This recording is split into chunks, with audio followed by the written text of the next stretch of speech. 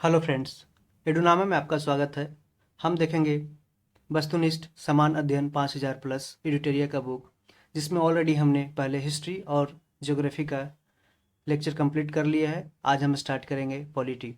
यदि आप पहली बार चैनल पे आए हैं तो इसे सब्सक्राइब कर लें और पूरी वीडियो को कंप्लीट रूप से देखें। ये आपकी तैयारी में मददगार साबित होगी। तो आइए हम स्टार्ट करते हैं पॉलिटी। रेगुलेटिंग एक्ट अधिनियम को पारित किया गया था कब? 1773 ईस्वी में। रेगुलेटिंग एक्ट अधिनियम को पारित किया गया था 1773 ईस्वी में। इस अधिनियम के अंतर्गत बंगाल के गवर्नर को बंगाल का गवर्नर जनरल नाम दिया गया था। जो बंगाल के पहले गवर्नर थे उसको बंगाल का गवर्नर जनरल बना दिया गया। इसके अंतर्गत कलकत्ता में उच्चतम न्यायालय की स्थापना की गई थी कब? 1774 में। 1774 में कलकत्ता में हाई कोर्ट की स्थापना की गई, सुप्रीम कोर्ट की, सॉरी। जो आजकल जो सुप्रीम कोर्ट नई दिल्ली में है उसका पहले कलकत्ता में उच्चतम न्यायालय होता था। इस अधिनियम के अंतर्गत पहली बार ब्रिटिश कंपनी के प्रशासनिक एवं राजनीतिक कार्यों को मान्यता मिली थी। जो रेगुलेटिंग एक्ट 1773 था, इसके अंतर्गत पहली बार है जो ब्रिटिश कंपनी के प्रशासनिक एडमिनिस्ट्रेटिव एंड पॉलिटिकल जो उसका वर्क था उसको मान्यता मिली थी।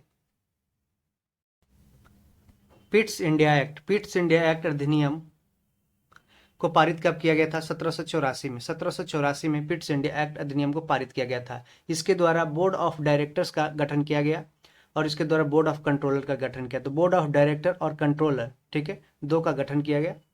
ब्रिटिश कंपनी के अधिकार पत्र को 20 वर्षों के लिए बढ़ाया गया 1813 का चार्टर एक्ट के अंतर्गत। ब्रिटिश कंपनी के अधिकार पत्र को कितने वर्षों के लिए? 20 वर्षों के लिए बढ़ाया गया। अब देखते हैं 1813 का चार्टर एक्ट। भारत का कंपनी के साथ व्यापारिक अधिकार को छीना गया, परंतु चीन तथा पूर्वी देशों के साथ चाय के व्यापार का एकाधिकार प्राप्त रहा। तो याद रखिएगा, पूछा जाता है कि भारत का कंपनी के साथ व्यापारिक एकाधिकार को कब छीना गया? आंशिक रूप से चीन तथा पूर्वी देशों के साथ ये चाय के व्यापार का एकाधिकार प्राप्त रहा, जबकि है जो छीना गया एकाधिकार 1813 का चार्टर एक्ट के अंतर्गत। और कंप्लीट रूप से किया गया था 1833 में लॉर्ड विलियम बेंटिक के समय। इस अधिनियम के अंतर्गत ईसाई मिशनरीज को भारत आने की अनुमति मिली थी 1813 का चार्टर एक्ट के अंतर्गत। ईसाई जो मिशनरीज थे वो भारत में आने के लिए उसे अनुमति दिया गया ताकि वो यहाँ आकर के अपना ईसाई धर्म को का प्रमोट करे, फैलाव करे, ठीक है। ब्रिटिश कंपनी के साथ व्यापारिक एकाधिकार को पूर्णतः समाप्त किया गया कब? 1833 का चार्टर अधिनियम के अंतर्गत। बंगाल के गवर्नर जनरल को अब भारत का गवर्नर जनरल कहा जाने लगा, ठीक है। ये 1833 के चार्टर एक्ट के अंतर्गत गवर्नर जनरल की परिषद में विधि सदस्य लॉ मेंबर के रूप में चौथे सदस्य को शामिल किया गया। जो लॉ मेंबर था उसको चौथा सदस्य बनाया गया गवर्नर जनरल की काउंसिल में। इस अधिनियम के अंतर्गत लॉर्ड मैकाले की अध्यक्षता में प्रथम विधि आयोग का गठन किया गया। तो प्रथम जो फर्स्ट लॉ कमीशन था किसके अंतर्गत किया गया था? लॉर्ड मैकाले के अध्यक्षता में किया गया था 1833 के चार्टर एक्ट के अंतर्गत। भारत से मुगल सम्राट के पद को समाप्त किया गया था कब? 1858 का भारत शासन अधिनियम के अंतर्गत। भारत से मुगल सम्राट के पद को समाप्त किया गया 1858 का गवर्नमेंट ऑफ इंडिया एक्ट। इस अधिनियम के अंतर्गत भारत का शासन है जो कंपनी से छीनकर ब्रिटिश क्राउन के हाथों में सौंपा गया 1858 में गवर्नमेंट ऑफ इंडिया एक्ट के तहत। इसके अंतर्गत भारत से बोर्ड ऑफ डायरेक्टर एवं बोर्ड ऑफ कंट्रोल के पद को भी समाप्त किया गया, ठीक है। इसके अंतर्गत भारत से बोर्ड ऑफ डायरेक्टर्स और बोर्ड ऑफ कंट्रोल के पद को समाप्त किया गया था, जिसका निर्माण है जो पिट्स इंडिया एक्ट 1784 में किया गया था। भारत में सचिव पद सेक्रेटरी पोस्ट का सृजन किया गया किससे? 1858 एक्ट के तहत। भारत के गवर्नर जनरल का नाम बदलकर वाइसराय किया गया था। भारत के गवर्नर जनरल का नाम बदलकर वाइसराय किया गया। तो अंतिम गवर्नर जनरल कौन था? Lord Canning. और पहला वाइसराय बना था यही सेम लॉर्ड कैनिंग, ओके। यहाँ पे देख लिया आप, इस अधिनियम के अंतर्गत 1858 गवर्नमेंट ऑफ इंडिया एक्ट के तहत लॉर्ड कैनिंग है जो भारत के पहले वाइसराय एवं अंतिम गवर्नर जनरल हुए। गवर्नर जनरल को पहली बार अध्यादेश ऑर्डिनेंस जो जारी करने की शक्ति दी गई थी कब? 1861 का भारत परिषद अधिनियम के अंतर्गत इंडियन काउंसिल एक्ट के तहत 1861 के तहत है जो गवर्नर जनरल को पहली बार ऑर्डिनेंस पास करने की शक्ति दी गई थी। जैसे अभी प्रेसिडेंट को अध्यादेश जारी करने का जो शक्ति दिया गया है आर्टिकल 123 में और गवर्नर को आर्टिकल 213 में। आर्टिकल 123 और 213 याद रखिएगा। ये गवर्नर का और ये प्रेसिडेंट का। ईस्ट इंडिया कंपनी को औपचारिक रूप से भंग कब किया गया था? 1 जनवरी 1874 को। जो ईस्ट इंडिया कंपनी है उसको पूरी तरह औपचारिक रूप से भंग कर दिया गया था 1 जनवरी 1874 को। अप्रत्यक्ष निर्वाचन प्रणाली इनडायरेक्ट इलेक्शन सिस्टम की शुरुआत कब की गई थी? 1892 का भारत परिषद अधिनियम के अंतर्गत इंडियन काउंसिल एक्ट 1892 के तहत अप्रत्यक्ष निर्वाचन प्रणाली इनडायरेक्ट इलेक्शन सिस्टम की शुरुआत की गई। इसके अंतर्गत बजट पे बहस करना तथा कार्यकारिणी से प्रश्न पूछने की शक्ति दी गई। बजट पे बहस करने तथा कार्यकारिणी से एग्जीक्यूटिव से प्रश्न है जो पूछने की शक्ति प्रदान की गई गवर्नमेंट ये इंडियन काउंसिल एक्ट 1892 के तहत।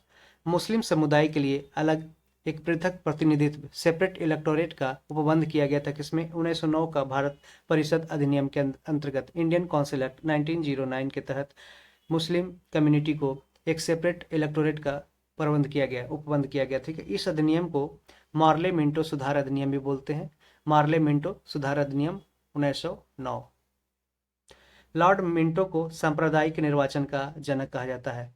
ठीक है, कम्युनल इलेक्टोरेट का जो फादर है उसको कहा जाता है लॉर्ड मिंटो को।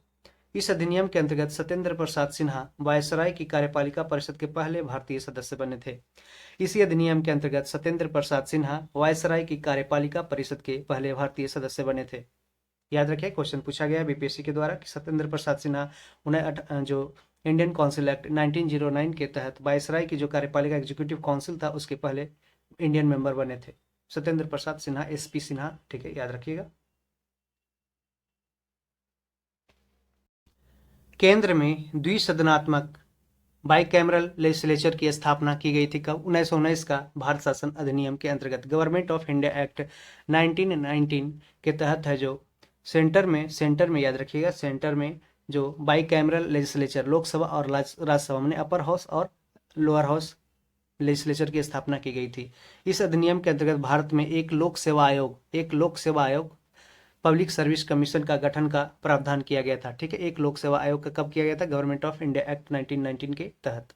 इसी अधिनियम के अंतर्गत सांप्रदायिक आधार पर सिखों, आंग्ल भारतीय, ईसाइयों तथा यूरोपियों के लिए भी निर्वाचन सिद्धांत को स्वीकार किया गया था। जैसे 1909 में जो सेपरेट इलेक्टोरेट सिस्टम अपनाया गया था मुस्लिम कम्युनिटी के लिए, वैसा ही 1919 का गवर्नमेंट ऑफ इंडिया एक्ट के अंतर्गत है जो सिखों, एंग्लो इंडियंस, ईसाई, क्रिश्चियंस तथा यूरोपियन के लिए भी एक निर्वाचन सिद्धांत को स्वीकार किया गया। इस अधिनियम के अंतर्गत पहली बार है जो केंद्रीय बजट को राज्यों के बजट से अलग किया गया। केंद्रीय बजट को राज्यों के बजट से अलग करके किया गया कब? ये गवर्नमेंट ऑफ इंडिया एक्ट 1919। इस अधिनियम के अंतर्गत एक वैधानिक आयोग, एक स्टैट्यूटरी कमीशन का गठन किया गया। इस अधिनियम के अंतर्गत एक वैधानिक आयोग स्टैट्यूटरी कमीशन का गठन किया गया। गवर्नमेंट ऑफ इंडिया एक्ट 1919 को मॉन्टेग्यू चेम्सफोर्ड रिफॉर्म्स के नाम से भी जाना जाता है। केंद्रों में द्वैध शासन की स्थापना कब की गई थी? डुअल गवर्नमेंट का ये 1935 में, जिसे डायरकी बोलते थे, डायरकी। ठीक है, केंद्रों में द्वैध शासन डायरकी की स्थापना की गई थी 1935 का भारत शासन अधिनियम के अंतर्गत। जो डायरकी है जो सेंटर पे है जो कब स्टार्ट किया गया था? गवर्नमेंट ऑफ इंडिया एक्ट 1935 के द्वारा। इस अधिनियम के अंतर्गत प्रांतों से द्वैध शासन व्यवस्था को समाप्त किया गया। याद रखिएगा, प्रांतों में कब लाया गया था डायरकी? ये गवर्नमेंट ऑफ इंडिया एक्ट 1919 के द्वारा लाया गया था। 1919 में गवर्नमेंट ऑफ इंडिया एक्ट 1919 में है जो प्रांतों में है जो डायरकी स्टार्ट किया गया था। ठीक है, लेकिन 1935 में है जो भारत शासन अधिनियम के अंतर्गत है जो केंद्र में द्वैध शासन लाया गया प्रांतों से हटा करके। ठीक है, ध्यान रखिएगा, ये क्वेश्चन है जो प्रांत और केंद्र दोनों में कंफ्यूज कर देता है, पूछ देता है, स्टेटमेंट बस चेंज रहता है। इसी अधिनियम के अंतर्गत बर्मा को है जो भारत से अलग किया गया था। बर्मा को भारत से अलग किया गया। ठीक है, गवर्नमेंट ऑफ इंडिया एक्ट 1935 के तहत। इसी अधिनियम के अंतर्गत ही भारतीय reserve bank, Indian reserve bank of India की स्थापना की गई थी गवर्नमेंट ऑफ इंडिया एक्ट 1935 के तहत। 1935 के अधिनियम के बारे में कटाक्ष करते हुए पंडित जवाहरलाल नेहरू ने कहा है कि यह गुलामी का अधिकार पत्र है। ठीक है, यह गुलामी का अधिकार पत्र है तथा यह एक ऐसी कार है जिसमें ब्रेक तो है पर इंजन नहीं है। तो ये स्टेटमेंट किसने कहा? जवाहरलाल नेहरू ने। ये क्वेश्चन है जो बीपीएससी ने डायरेक्ट अभी हाल ही में 67th बीपीएससी पीटी में पूछा है, तो आप इसको ध्यान रखिएगा। सारे इंपॉर्टेंट यहाँ पे स्टेटमेंट दिए गए हैं। आगे बढ़ते हैं। भारतीय स्वतंत्रता अधिनियम इंडियन इंडिपेंडेंस एक्ट को प्रस्तावित किया गया था कब? 4 जुलाई 1947 को। ये भी क्वेश्चन पूछा गया है कि इंडियन इंडिपेंडेंस एक्ट को प्रस्तावित कब किया गया था? 4 जुलाई 1947 को। भारतीय स्वतंत्रता अधिनियम 1947 के अंतर्गत धाराएं की संख्या कितनी थी? ये 20 है, 20। भारतीय स्वतंत्रता अधिनियम 1947 के अंतर्गत इंडियन इंडिपेंडेंस एक्ट 1947 के अंतर्गत जो धाराएं हैं उनकी संख्या क्या थी? 20 थी, 20। अब देखते हैं भारतीय संविधान के निर्माण हेतु बनी समितियों एवं उसके अध्यक्ष। संघीय संविधान समिति के अध्यक्ष थे पंडित जवाहरलाल नेहरू। संघीय याद रखें, संघ पहले प्रधानमंत्री बने तो इसलिए संघीय संविधान समिति का अध्यक्ष बने थे जवाहरलाल नेहरू। और संघ शक्ति समिति के भी अध्यक्ष थे जवाहरलाल नेहरू। संचालन समिति के अध्यक्ष थे डॉक्टर राजेंद्र प्रसाद। संचालन समिति के अध्यक्ष थे डॉक्टर राजेंद्र प्रसाद, जबकि प्रारूप समिति ड्राफ्टिंग कमेटी के चेयरमैन थे डॉक्टर भीमराव अंबेडकर।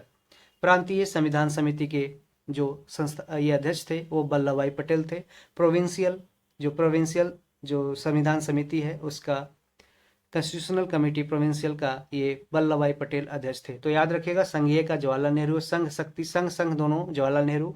संचालन करने का जो डॉक्टर राजेंद्र प्रसाद। संचालन में याद रख सकते हैं कि ये प्रथम जो क्या बोलते हैं कॉन्स्टिट्यूएंट असेंबली संविधान सभा के पहले है जो अध्यक्ष माने कि परमानेंट अध्यक्ष प्रेसिडेंट बने थे, तो संचालन करना इनका काम था, इसलिए संचालन समिति के अध्यक्ष याद रख सकते हैं।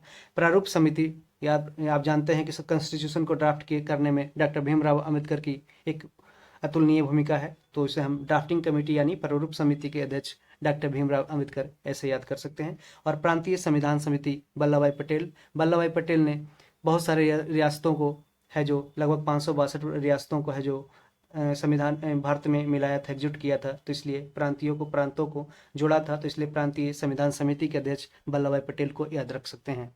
आगे बढ़ते हैं। भारतीय संविधान इंडियन कॉन्स्टिट्यूशन का निर्माण किया गया है कैबिनेट मिशन की सिफारिश पर, on the recommendation of cabinet mission. संविधान सभा के निर्माण में हेतु जुलाई 1946 में चुनाव कराया गया था। ठीक है, याद रखिएगा, ये 1946 में कैबिनेट मिशन आया था और क्रिप्स मिशन 1942 मार्च में आया था। संविधान सभा के निर्माण हेतु जुलाई 1946 में चुनाव कराया गया। संविधान सभा के सदस्यों की कुल संख्या थी 389। एक क्वेश्चन फैक्चुअल पूछा गया है कि संविधान सभा के सदस्यों की कुल संख्या कितनी थी? 389 थी, जिसमें 292 ब्रिटिश प्रांतों के प्रतिनिधि, ठीक है, 292 थे जो ब्रिटिश प्रोविंसेस के रिप्रेजेंटेटिव प्रतिनिधि थे, 4 कमिश्नरी क्षेत्र थे के प्रतिनिधि थे तथा 93 देशी रियासतों के प्रतिनिधि थे। तो याद रखिएगा 389 में क्या क्या डिस्ट्रीब्यूशन है। 292 ये थे कौन? ये ब्रिटिश प्रांतों के प्रतिनिधि थे प्लस 4, ठीक है, 4 थे कमिश्नरी क्षेत्र और प्लस 93 थे देशी रियासतों के प्रतिनिधि। ठीक है, तो ये टोटल 389 थे। संविधान सभा की पहली बैठक हुई थी 9 दिसंबर 1946 को। संविधान सभा के पहले जो 9 दिसंबर 1946 को बैठक हुई थी उसके अस्थायी अध्यक्ष थे डॉक्टर सच्चिदानंद सिन्हा, ये बिहार के हैं। 11 दिसंबर 1946 को डॉक्टर राजेंद्र प्रसाद को संविधान सभा का अस्थायी अध्यक्ष बनाया गया। ठीक है, 11 दिसंबर 1946 को डॉक्टर राजेंद्र प्रसाद को जो कॉन्स्टिट्यूएंट असेंबली था उसका परमानेंट प्रेसिडेंट बना दिया गया। ठीक है, पहले सच्चिदानंद सिन्हा मात्र एक दिन के लिए एक मीटिंग के लिए थे 9 दिसंबर 1946 को। संविधान सभा में महिला सदस्यों की संख्या 15 थी। कितने थी? 15। याद रखिएगा कि संविधान सभा में महिला सदस्यों की संख्या कितनी थी? 15 थी, जिसमें बेगम एजाज रसूल एकमात्र मुस्लिम महिला थी। जो रसूल थी एकमात्र मुस्लिम महिला सदस्य थी। संविधान सभा के समक्ष 13 दिसंबर 1946 को जवाहरलाल नेहरू के द्वारा उद्देश्य प्रस्ताव प्रियम्बल रेजोल्यूशन पेश किया गया था। संविधान सभा के समय 13 दिसंबर 1946 को जवाहरलाल नेहरू के द्वारा उद्देश्य प्रस्ताव पेश किया गया था, जो 22 जनवरी 1947 को संविधान सभा द्वारा उद्देश्य प्रस्ताव को स्वीकार किया गया था। कब किया गया था? 22 जनवरी 1947 को। 29 अगस्त 1947 को प्रारूप समिति का गठन किया गया, जिसके सदस्यों की संख्या कितनी थी? 7 थी। ठीक है, 29 अगस्त 1947 को प्रारूप समिति का गठन किया गया था। ड्राफ्टिंग कमेटी का गठन किया गया था कब? 29 अगस्त को। ये ध्यान रखिएगा कब किया था, ये डेट पूछता है। तो 29 अगस्त 1947 को ड्राफ्टिंग कमेटी का गठन किया गया था, जिसके सदस्यों की संख्या थी 7 और इसके चेयरमैन कौन थे, ये भीमराव अम्बेडकर थे। तो यहाँ पे एक और बात ध्यान रखिएगा, संविधान सभा के समक्ष जो 13 दिसंबर 1946 को जवाहरलाल नेहरू के द्वारा उद्देश्य प्रस्ताव पेश किया गया था, उस समय थे संविधान सभा के जो प्रेसिडेंट थे वो डॉक्टर राजेंद्र प्रसाद ही थे, क्योंकि 11 दिसंबर 1946 को वो परमानेंट प्रेसिडेंट बना दिए गए थे। आगे बढ़ते हैं। भारतीय संविधान को 26 नवंबर 1949 को संविधान सभा द्वारा पारित किया गया। 26 नवंबर 1949 को संविधान सभा द्वारा भारतीय संविधान को पारित किया गया था। भारत के मूल संविधान में 22 भाग 22 पार्ट्स है, 395 आर्टिकल्स है तथा 8 अनुसूची है, शेड्यूल्स है। ठीक है, तो याद रखिएगा 22, 395, ठीक है, और प्लस 8 अनुसूची, जो अभी 12 अनुसूची हो चुकी है और 450 से ऊपर है जो आर्टिकल्स हो चुके हैं, पार्ट 22 ही है। संविधान सभा की अंतिम बैठक हुई थी 24 जनवरी 1950 को, क्योंकि 26 जनवरी 1950 को संविधान पूरी तरह से है जो भारत द्वारा अडॉप्ट कर दिया गया था, तो उसके 2 दिन पहले 24 जनवरी 1950 ईस्वी को इसकी अंतिम बैठक संविधान सभा की हुई थी। भारत के लिए अलग संविधान सभा के गठन हेतु संविधान सभा का सबसे पहले विचार किसने दिया था? स्वराज पार्टी ने 1924 ईस्वी में। भारत के लिए अलग संविधान सभा की गठन हेतु संविधान सभा कंस्टिट्यूएंट असेंबली का सबसे पहले जो विचार दिया था वो दिया था स्वराज पार्टी ने 1924 में। स्वराज पार्टी की स्थापना किया था चित्तरंजन दास और मोतीलाल नेहरू के द्वारा, इलाहाबाद में किया गया था 1923 ईस्वी में, 1 जनवरी 1923 को, ध्यान रखिएगा। भारतीय संविधान की प्रस्तावना को संविधान की कुंजी, की ऑफ द कॉन्स्टिट्यूशन किसने कहा था? के.एम. मुंशी ने। के.एम. मुंशी ने कहा था कि जो प्रियम्बल है, preamble of the Indian constitution is the key of the Indian constitution. KM. Munshi ने ऐसा कहा था। किस वाद ने प्रस्तावना को संविधान का भाग नहीं माना? बेरुवारी केस। बेरुवारी केस था जो प्रियम्बल को कॉन्स्टिट्यूशन का पार्ट नहीं माना था, ठीक है, भाग नहीं माना था, ठीक है। किसने? बेरुवारी, जो 1960 में ये विवाद हुआ था, ठीक है। किस वाद ने, किस केस ने, वाद का मतलब यहाँ पे केस है, ठीक है, किस केस ने प्रस्तावना को संविधान का भाग माना था? ये केशवानंद भारती केस हुआ था 1973 में, ठीक है। ये है जो प्रियम्बल को, प्रस्तावना को संविधान का भाग माना था। 42वें संविधान संशोधन अधिनियम 1976 के द्वारा प्रस्तावना में जोड़े गए शब्द कौन कौन थे? समाजवादी, सोशलिस्ट, पंथ निरपेक्ष, सेकुलर, अखंडता, इंटेग्रिटी। तो समाजवादी, पंथ निरपेक्ष और अखंडता, सोशलिस्ट, सेकुलर और इंटेग्रिटी, जो 3 वर्ड्स हैं उसको है जो जोड़ा गया था 42वें संविधान संशोधन अधिनियम 1976 को। इसको मिनी कॉन्स्टिट्यूशन भी बोला जाता है। संविधान की प्रस्तावना में कितने प्रकार का न्याय एवं स्वतंत्रता का उल्लेख क्रमशः किया गया है? तो 3 एवं 5। तो न्याय है जो टोटल 3 है और 5 स्वतंत्रता की बात की गई है संविधान की प्रस्तावना में। Preamble of the Indian constitution में है जो कितने जस्टिस है? 3 जस्टिस है, सोशल, पॉलिटिकल, इकोनॉमिक जस्टिस, और स्वतंत्रता का उल्लेख 5 किया गया है। आगे बढ़ते हैं। अब हम देखते हैं भारतीय संविधान के स्रोत, source of the Indian constitution, कहाँ कहाँ से संविधान के कुछ पार्ट्स है जो लिए गए हैं, किस किस देश से लिए गए हैं। बहुत सारे कॉन्स्टिट्यूशन का पार्ट है जो बहुत सारे अलग अलग कंट्री से लिए गए हैं, और मोस्ट ऑफ द पार्ट है जो लगभग मोर देन 50% है जो ए गवर्नमेंट ऑफ इंडिया एक्ट 1935 से लिए गए हैं। तो इसलिए है जो इंडियन कॉन्स्टिट्यूशन को बैग ऑफ बोरोइंग्स कहा जाता है। बैग ऑफ बोरोइंग्स बने उधार लिया हुआ, ठीक है, उधार लिया हुआ कॉन्स्टिट्यूशन है, इसे कहा जाता है। तो इसलिए हम लोग देखते हैं पहले अमेरिका से क्या क्या लिया गया ये देखते हैं। अमेरिका से प्रस्तावना लिया गया, प्रियम्बल। अमेरिका से प्रियम्बल लिया गया प्रस्तावना, जबकि प्रस्तावना की जो भाषा है, लैंग्वेज ऑफ द इंडियन, जो प्रियम्बल है, लैंग्वेज ऑफ द प्रियम्बल है जो ऑस्ट्रेलिया से लिया गया, और जबकि अमेरिका से प्रियम्बल लिया गया, ठीक है। मौलिक अधिकार, फंडामेंटल राइट्स है जो अमेरिका के द्वारा, अमेरिका से लिया गया है। न्यायपालिका की स्वतंत्रता, जो इंडिपेंडेंस ऑफ जुडिशियरी, अमेरिका से लिया गया। इंडिपेंडेंस ऑफ जुडिशियरी अमेरिका से लिया गया। न्यायिक पुनर्अवलोकन, जो जुडिशियल रिव्यू है जो अमेरिका से लिया गया है। संविधान की सर्वोच्चता, सुप्रीमेसी ऑफ द कॉन्स्टिट्यूशन, कहाँ से लिया गया? अमेरिका से लिया गया है। अब ब्रिटेन से हम देखते हैं, ब्रिटेन से सिंगल सिटीजनशिप, एकल नागरिकता लिया गया है। अमेरिका में द्विगल, जो डबल सिटीजनशिप है, मतलब वहाँ पे एक स्टेट का सिटीजनशिप चलता है और एक कंट्री का चलता है, ठीक है। मतलब अगर वहाँ पे वर्जीनिया एक शहर स्टेट है तो वहाँ पे स्टेट वर्जीनिया का भी कोई सिटीजन हो सकता है और एक कंट्री अमेरिका का भी हो सकता है, ठीक है। तो 2 सिटीजनशिप चलता है। और ब्रिटेन में सिंगल सिटीजनशिप चलता है, जैसे उस तरह के, जैसे हम लोग बिहार के, माना कि हम अगर यदि बिहार के नागरिक हैं तो हम भारत के भी एक ही साथ नागरिक होते हैं जैसे कि बिहार के होते हैं, ठीक है। प्रस्तावना की भाषा ऑस्ट्रेलिया से ली गई है। यहाँ विधि निर्माण की प्रक्रिया, जो प्रोसीजर ऑफ लॉ है, लॉ फॉर्मेशन है, कहाँ से? ब्रिटेन से लिया गया है। ठीक है। विधि निर्माण की प्रक्रिया ब्रिटेन से ली गई है। विधि का शासन, रूल ऑफ लॉ है जो ब्रिटेन से ली गई है। संसदीय विशेषाधिकार जो पार्लियामेंट्री प्रिविलेज जो है जो ब्रिटेन से ली गई है। संसदात्मक शासन प्रणाली जो पार्लियामेंट्री सिस्टम ऑफ गवर्नमेंट है वो ब्रिटेन से लिया गया है। और अब देखते हैं ऑस्ट्रेलिया से। प्रस्तावना की भाषा है जो ऑस्ट्रेलिया से लिया गया है। संसद का संयुक्त अधिवेशन जो ज्वाइंट सिटिंग ऑफ पार्लियामेंट है वो ऑस्ट्रेलिया से लिया गया है, ज्वाइंट सिटिंग ऑस्ट्रेलिया से। और कंकरेंट लिस्ट जो संपर्ती सूची है, तो शेड्यूल 7 में 3 लिस्ट दिए गए हैं, संवर्ती सूची, राज्य सूची और संघ सूची, जिसमें संघ सूची में 100 सब्जेक्ट 100 विषय दिए गए हैं और 61 विषय दिए गए हैं स्टेट लिस्ट में, और 52 सब्जेक्ट है जो दिए गए हैं संवर्ती सूची में। तो संवर्ती सूची पे कानून बनाने का अधिकार राज्य और केंद्र दोनों का है, और जिसमें केंद्र है जो उस राज्य पे प्रिवेल करता है, मतलब कि अगर कोई कन्फ्लिक्ट होता है तो राज्य के ऊपर है जो उसका कानून की मान्यता है जो केंद्र सरकार की मान्यता को दिया जाएगा। ठीक है, आगे बढ़ते हैं। केंद्र एवं राज्यों के बीच शक्ति का विभाजन, जो केंद्र एवं राज्यों के बीच शक्ति का विभाजन है, separation of the power between the states and centre, ये ऑस्ट्रेलिया से लिया गया है, ऑस्ट्रेलिया से। ठीक है, आगे बढ़ते हैं। राष्ट्रपति पर महाभियोग जो इम्पीचमेंट ऑन जो प्रेसिडेंट है वो आर्टिकल 61 में है, जो भारत के राष्ट्रपति को आर्टिकल 61 के द्वारा है जो इम्पीच किया जा सकता है। ठीक है, ये कहाँ से लिया गया? अमेरिका से लिया गया है। और वित्तीय आपातकाल जैसे कि फाइनेंशियल इमरजेंसी जो आर्टिकल 360 में इंडियन कॉन्स्टिट्यूशन के दिया गया है, जो आज तक एक बार भी नहीं लगा है।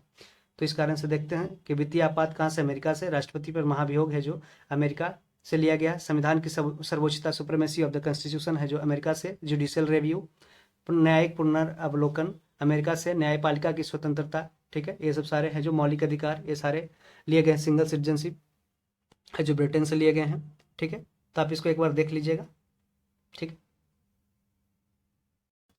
आयरलैंड से क्या क्या लिया गया ये देखते हैं। नीति निर्देशक तत्व, directory principles of state policy, DPSP है जो आयरलैंड से लिया गया है। राष्ट्रपति के निर्वाचक मंडल की व्यवस्था जो इलेक्टोरेट कॉलेज है उसकी व्यवस्था है जो राष्ट्रपति का कहाँ से लिया गया है? आयरलैंड से। राष्ट्रपति द्वारा राज्यसभा में व्यक्तियों का मनोनयन, जो राष्ट्रपति है जो राज्यसभा में व्यक्तियों का मनोनयन करते हैं, ठीक है, उसका है जो आयरलैंड से लिया गया है। ठीक है, कनाडा से क्या क्या लिया गया है? संघात्मक विशेषता लिया गया। फेडरल फीचर्स है वो संघात्मक विशेषता है जो कनाडा से लिया गया है। अवशिष्ट शक्तियाँ जो रेसिड्यूअरी पावर्स होते हैं, अवशिष्ट शक्तियाँ जो पार्लियामेंट के पास होते हैं, ये कनाडा के पास है, कनाडा से लिए गए हैं। राज्यपाल की नियुक्ति प्रक्रिया जो प्रोसीजर ऑफ जो अपॉइंटमेंट प्रोसीजर ऑफ जो गवर्नर है वो है जो कनाडा से लिया गया है। दक्षिण अफ्रीका से क्या क्या लिया गया है? ये क्वेश्चन दरोगा से पूछा गया था कि राज्यसभा के सदस्यों का निर्वाचन है जो राज्यसभा के सदस्यों का निर्वाचन, ठीक है, ये होता है, ये दिया गया है दक्षिण अफ्रीका से। और संविधान संशोधन की प्रक्रिया है जो प्रोसीजर ऑफ कॉन्स्टिट्यूशन अमेंडमेंट जो आर्टिकल 368 में दिया गया है वो है जो दक्षिण अफ्रीका से लिया गया है। अब हम आगे बढ़ते हैं। जर्मनी से लिया गया है आपातकाल की व्यवस्था, आपातकाल इमरजेंसी का व्यवस्था, जैसे कि अगर आपातकाल चल रहा हो तो 20 और 21 आर्टिकल को छोड़ करके सारे 20 और 21 आर्टिकल को छोड़ करके सारे आर्टिकल्स है जो निरस्त किए जा सकते हैं। ठीक है, रूस से क्या लिया गया? फंडामेंटल ड्यूटीज लिया गया था रूस से। जापान से लिया गया है विधि द्वारा स्थापित प्रक्रिया जो procedure established by law, Japan से लिया गया है। Procedure established by law Japan से लिया गया है। और याद रखिएगा जो इक्वालिटी, लिबर्टी, फ्रेटर्निटी ये जो वर्ड लिए गए हैं ये फ्रेंच रिवॉल्यूशन से लिए गए हैं जो 1789 में जार निकोलस को हटाने के लिए किया गया था। सॉरी, ये लुई 14 को हटाने के लिए किया गया था। रशियन रिवॉल्यूशन 1917 में हुआ था जो जार निकोलस को हटाने के लिए वहाँ पे आंदोलन किया गया था। राज्य पुनर्गठन आयोग, स्टेट रीऑर्गेनाइजेशन कमीशन के अध्यक्ष कौन थे? फजल अली थे, फजल अली, जिसके सदस्य और कौन कौन थे? हरदेनाथ कुंजरू एवं के.एम. पनिक्कर थे। के.एम. पनिक्कर और हरदेनाथ कुंजरू याद रखिए, हरदेनाथ कुंजरू एवं के.एम. पनिक्कर ये इसके सदस्य थे, और फजल अली जो स्टेट रीऑर्गेनाइजेशन कमीशन के चेयरमैन थे। राज्य पुनर्गठन अधिनियम को पारित कब किया गया था? 1956 में पारित किया गया स्टेट रीऑर्गेनाइजेशन कमीशन को। भाषा के आधार पर गठित होने वाला भारत का पहला राज्य आंध्र प्रदेश 1853 में हुआ था। ठीक है, भाषा के आधार पर गठित होने वाला भारत का पहला राज्य आंध्र प्रदेश। भारत में क्षेत्रीय परिषद रीजनल काउंसिल की कुल संख्या कितनी है? 5 है। ठीक है, कौन कौन है ये देखिएगा, याद रखिएगा। नॉर्थ, साउथ, ईस्ट, वेस्ट और ये सेंटर। ठीक है। भारत में क्षेत्रीय परिषद रीजनल काउंसिल की कुल संख्या है 5।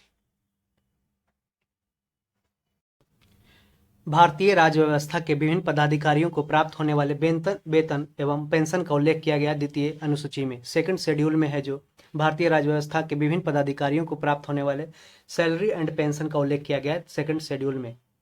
विभिन्न पदाधिकारियों द्वारा ली जाने वाली शपथ का उल्लेख किया गया है तृतीय अनुसूची में, तृतीय शेड्यूल में, थर्ड शेड्यूल में।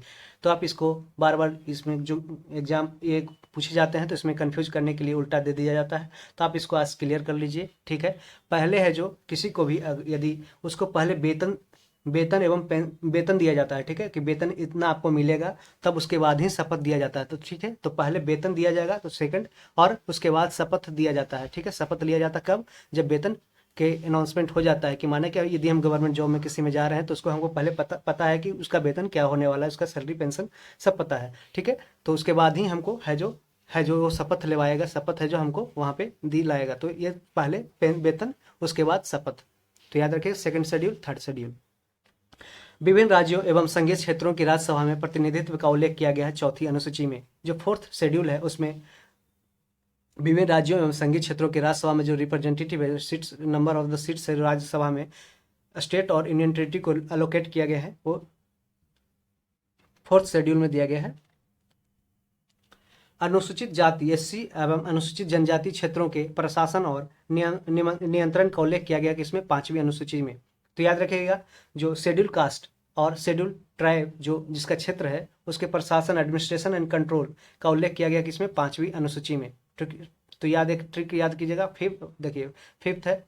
ठीक है, शेड्यूल एरिया और शेड्यूल ट्राइब। ठीक है, ये आगे बढ़ते हैं, उसके बाद दोनों एक साथ करते हैं।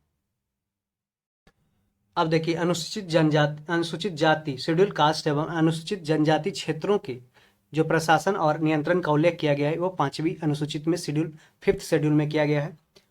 असम, मेघालय, त्रिपुरा एवं मिजोरम, AMTM याद रखिएगा, AMTM। ठीक है, AMTM, असम, मेघालय, त्रिपुरा, मिजोरम। यहाँ पे मणिपुर नहीं है, ध्यान रखिएगा, AMTM। असम, मेघालय, त्रिपुरा, मिजोरम राज्यों के जनजाति क्षेत्रों के प्रशासन का उल्लेख किया गया कि इसमें छठी अनुसूची में, सिक्स शेड्यूल में। तो यहाँ पे देखिए सिक्स कितना होता है, सिक्स ऐसे लिखते हैं, सिक्स।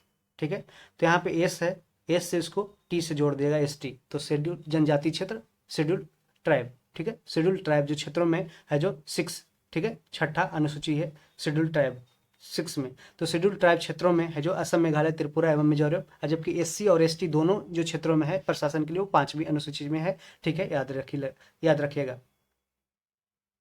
संघ सूची, राज्य सूची एवं समवर्ती सूची का उल्लेख किया गया किसमें? सातवीं अनुसूची में। शेड्यूल 7 में किया गया है यूनियन लिस्ट, स्टेट लिस्ट एवं कंकरेंट लिस्ट। तो याद रखिएगा संघ सूची में कितने विषय हैं? 100 सूची है, 100 सब्जेक्ट है। राज्य सूची में है जो 61 है और समवर्ती सूची में 52 है। ठीक है, 52 सब्जेक्ट है। इसमें संघ सूची में सिर्फ केंद्र सरकार इस पे जो केंद्र सरकार इस पे कानून बनाती है। राज्य सूची में राज्य सरकार एवं समवर्ती सूची में राज्य एवं केंद्र सरकार दोनों बनाती है। लेकिन यदि राज्य और केंद्र में दोनों में विवाद होता है तो संघ सूची का जो संघ का है जो आगे है जो उस पर उसका सबसे पहले है जो उसको प्राथमिकता दी जाएगी। भारत की 22 भाषाओं का उल्लेख किया गया है किसमें? 8वीं अनुसूची में, जो 8th शेड्यूल में जो 22वीं भाषा का उल्लेख किया गया है। मूलतः जो इंडियन कॉन्स्टिट्यूशन में ओरिजिनली कितने थे? 14 भाषाएं का उल्लेख किया गया था। ठीक है, बाद में इसको अमेंडमेंट के द्वारा ऐड किया गया था, जो हम आगे देखेंगे।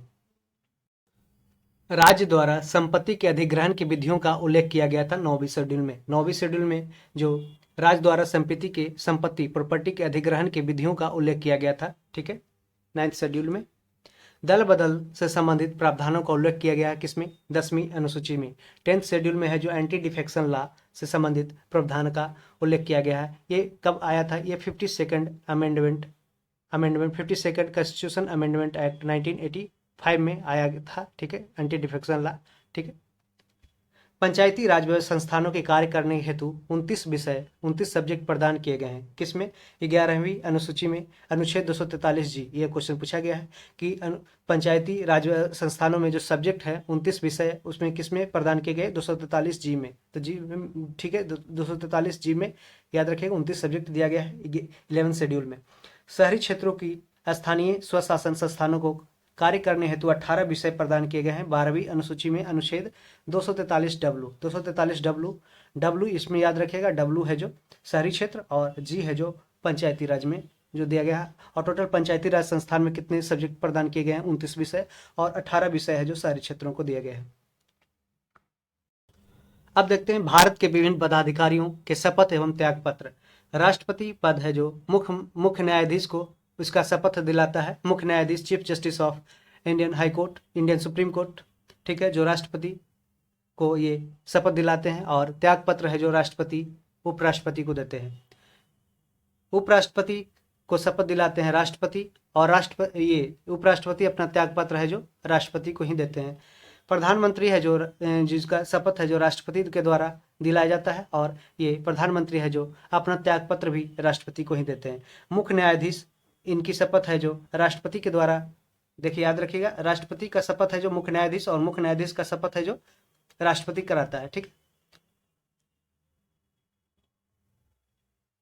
और मुख्य न्यायाधीश है जो मुख्य न्यायाधीश ये राष्ट्रपति को त्याग पत्र देते हैं। राज्यपाल है, राज्यपाल राज्य के मुख्य न्यायाधीश जो जैसे पटना हाई कोर्ट के चीफ जस्टिस हैं, उनको है जो राज्यपाल यहाँ का। जैसे अभी राज्यपाल कौन है, राजेंद्र विश्वनाथ अर्लेकर, और BK चंद्रा है जो ये अब यहाँ के चीफ जस्टिस है, ठीक है। तो राज्यपाल हैं जो राज्य के मुख्य न्यायाधीश को से द्वारा शपथ लेंगे और राष्ट्रपति को ये त्याग पत्र देते हैं। मुख्यमंत्री को शपथ राज्यपाल द्वारा दिलाया जाता है, और राज्यपाल ये मुख्यमंत्री है जो राज्यपाल को अपना त्याग पत्र सौंपते हैं। अब देखते हैं विभिन्न पदाधिकारियों का मासिक वेतन। कहीं कहीं एक एग्जाम में क्वेश्चन है जो 1 फैक्ट में पूछा जा सकता है, पूछा भी गया है, तो इसलिए थोड़ा एक रफ आइडिया लेते हैं कि राष्ट्रपति का जो मासिक वेतन है वो 5 लाख रुपया है, उपराष्ट्रपति का 4 लाख रुपया है, लोकसभा अध्यक्ष का 4 लाख है, राज्यपाल का 3.5 लाख, और मुख्य निर्वाचन आयुक्त चीफ इलेक्शन कमिश्नर का 2,50,000 रुपया है। आगे बढ़ते हैं। अब हम देखते हैं भारतीय संविधान के भाग एवं अनुच्छेद, पार्ट्स एंड आर्टिकल्स, ठीक है। तो पहला पार्ट में देखते हैं, ये 1 से 4 तक है, ये संघ एवं उसका राज्य क्षेत्र, ठीक है। संघ एवं उसका राज्य, union and it's state territory है, यूनियन एंड इट्स टेरिटरी, ठीक है। 1 से 4 पार्ट 1 में दिया गया है। 5 से 11 में नागरिकता का जिक्र किया गया है, सिटीजनशिप का। 12 से 35 ये जो पार्ट 3 में दिया गया है, ये मौलिक अधिकार, फंडामेंटल राइट से संबंधित है। और ये पार्ट 4 में 36 से 51 है जो नीति निर्देशक तत्व, DPSP directive principle of state policy का उल्लेख किया गया है। 4A में 51A आर्टिकल याद रखिएगा, 4A यहाँ पे है 4 का, और ये 51 का, ये जो मूल कर्तव्य, फंडामेंटल ड्यूटी ऐड किया गया है। जो 5 भाग है ये 52 से 151 है, 5वां पार्ट 52 से 151, जिसमें ये यूनियन का, संघ का उल्लेख किया गया है। 6ठा है 152 से 237, जिसमें राज्य का उल्लेख किया गया, राज्य के बारे में उल्लेख किया गया 152 से 237 6ठे पार्ट में। 7वें पार्ट में किया गया, 7वें पार्ट में 238 आर्टिकल में किया गया है। पहली अनुसूची के भाग ख में उल्लेखित राज्य, पार्ट बी में उल्लेखित राज्य किया गया है पहली अनुसूची में। 8 पार्ट में किया गया 239 से 242, ये संघ राज्य क्षेत्र, यूनियन टेरिटरी जो एरिया है उसके बारे में दिया गया है 239 से 242 पार्ट 8 में, ध्यान रखिएगा। 9 पार्ट 9 में किया गया 239 का से 239 ना तक, ये पंचायत के बारे में दिया गया है, ठीक है। पंचायत के बारे में 243 का से ना तक दिया गया है। जबकि 9A में दिया गया है 243 ता से 243 या 6 तक, ठीक है। ये नगर पालिका के बारे में जिक्र किया गया है, 243 ता से 243 या 6 तक, ठीक है। आप इसको एक इंग्लिश में ट्रांसलेट कर देंगे, उसको देख लीजिएगा, एक शेड्यूल डाल देंगे। 9 खा जो 9 खा है जो 243 या जा से या ना तक है, ठीक है। सहकारी समिति, कोऑपरेटिव सोसाइटी का जिक्र कहाँ किया गया, 243 में पार्ट 9B में किया गया था, ठीक है। पार्ट 9 में क्या है, पंचायत। पार्ट 9A में किया है नगर पालिका, म्यूनिसिपालिटीज को, ठीक है। 9B में किया गया है सहकारी समिति, कोऑपरेटिव सोसाइटी के बारे में। 243 सब है, ठीक है, याद रखिएगा। 239 से 242 पार्ट 8 में संघ राज्य क्षेत्र है। और पार्ट 10 में देखेंगे 244 आर्टिकल में अनुसूचित जाति और जनजातीय क्षेत्र है, जो शेड्यूल कास्ट और शेड्यूल ट्राइब एरियाज को 244 में जिक्र किया गया पार्ट 10 में। पार्ट 11 में 245 से जो 263 तक है, इसमें संघ और राज्यों के मध्य संबंध, जो relation between centre and state के बारे में है, जो यहाँ पे जिक्र किया गया है 245 से 263 पार्ट 11 में। पार्ट 12 में किया गया है 264 से 300A तक, वित्त संपत्ति संविदा एवं बात, ठीक है। इसी में 280 में फाइनेंस कमीशन जो वित्त आयोग का स्थापना के बारे में जिक्र मिलता है। तो वित्त, संपत्ति, संविदा एवं वाद, कोई भी विवाद होता है तो 264 से लेकर 300A तक है। 300A आर्टिकल पूछा गया है, तो इसको आगे देखेंगे, ठीक है। 301 से 307 है जो भारतीय राज्य क्षेत्र के भीतर व्यापार करने का अधिकार प्रदान करता है। इससे संबंधित है ये वाणिज्य एवं समागम, भारतीय राज्य क्षेत्र के भीतर व्यापार, वाणिज्य एवं समागम, ये 301 से 307 पार्ट 13 में उल्लेखित किया गया है। पार्ट 14 में 308 से 323 संघ एवं राज्यों के अधीन जो सेवाएं हैं, जैसे Indian civil services, Indian administrative services, ठीक है, ये सब का उल्लेख किया गया है। 308 से 323 तक संघ एवं राज्यों के अधीन सेवाएं। 14 का 14A 323 के का से ख तक ये अधिकरण है, ठीक है। ट्रिब्यूनल से, ट्रिब्यूनल जो नेशनल ग्रीन ट्रिब्यूनल जैसे इसे बनाया जाता है वैसे उस तरीके से है। एनजीटी का स्थापना 2010 में किया गया था। 15 आर्टिकल जो पार्ट 15 में 324 से 329 तक है जो इलेक्शन कमीशन ऑफ इंडिया, निर्वाचन, भारत का निर्वाचन आयोग के बारे में उल्लेख किया गया है। पार्ट 16 में 330 से 342 तक में कुछ वर्गों के लिए विशेष उपबंध, जैसे कुछ क्लासेस के लिए जो विशेष उपबंध दिए जाते हैं उसको 330 से 342 आर्टिकल में पार्ट 16 में जिक्र किया गया है। और पार्ट 17 में 343 से 351 तक राजभाषा का जो स्टेट जो लैंग्वेज है उसका जिक्र किया गया है, 343 से 351 तक। 18 पार्ट 18 में 352 से 360 तक जो आपात उपबंध है, जो इमरजेंसी प्रोविजन है, उसको उल्लेख किया गया है 352 से 360 तक। 352 आर्टिकल में दिया गया है नेशनल इमरजेंसी, और 356 365 के मिला करके स्टेट इमरजेंसी या प्रेसिडेंट रूल वही बोलते हैं उसे, वो लगाए जाते हैं। और 360 में फाइनेंशियल इमरजेंसी लगाए जाते हैं, वित्तीय आपातकाल, जो अभी तक भारत में एक बार भी नहीं लगा है। 19 में देखते हैं पार्ट 19 में 361 से 367 तक, इसमें प्रकरण के बारे में दिया गया है 361 से 367 तक। और 20 ये इंपॉर्टेंट है 368, इसमें संविधान संशोधन जो दक्षिण अफ्रीका से लिया गया है उसका जिक्र किया गया है 368 में, ये क्वेश्चन पूछा जाता है, ठीक है। पार्ट 21 में 369 से 392 तक, इसमें अस्थायी विशेष उपबंध है जो दिया गया है, अस्थायी विशेष उपबंध दिया गया है 369 से 392 तक पार्ट 21 में। और पार्ट 22 कभी कभी पूछ लेता है, इसमें पूछा जाता है 393 से 395 तक आर्टिकल्स ऐड किया गया है। और ये संक्षिप्त नाम हिंदी में प्राधिकृत पार्ट है जो इसका उल्लेख किया गया है। तो संक्षिप्त नाम और हिंदी में प्राधिकृत पार्ट है जो पार्ट 22 में 393 से 395 आर्टिकल में दिया गया है। भारत में कितने प्रकार से नागरिकता प्राप्त की जा सकती है? पांच प्रकार से है जो नागरिकता प्राप्त की जा सकती है। और भारतीय नागरिकता का अंत है जो छीना कितने प्रकार से जा सकती है, माने खत्म हो सकती है? ये 3 प्रकार से खत्म हो सकती है। ये सब सारे देखेंगे। कितने प्रकार के नागरिकता प्राप्त की जा सकती है? 5 प्रकार से प्राप्त की जा सकती है, ठीक है।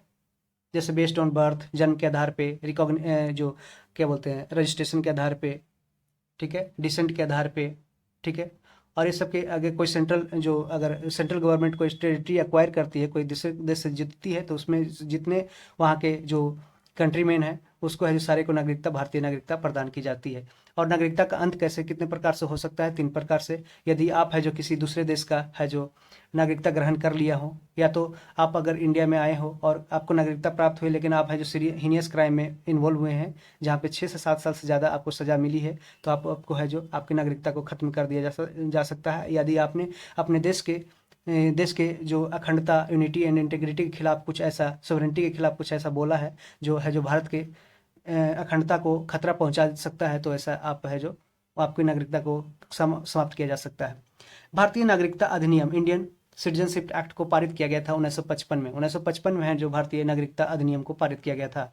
भारत का अधिकार पत्र, मैग्ना कार्टा किसे कहा जाता है? भाग 3 को, जिसमें फंडामेंटल राइट आर्टिकल 12 से 35 का जिक्र किया गया है। भारत का अधिकार पत्र है जो मैग्ना कार्टा है जो भाग 3 को, फंडामेंटल राइट को, मौलिक अधिकार को कहा जाता है। मौलिक अधिकारों के सुरक्षा के लिए व्यक्ति सर्वोच्च न्यायालय एवं उच्च न्यायालय में क्रमशः किस आर्टिकल्स के अंतर्गत जा सकता है?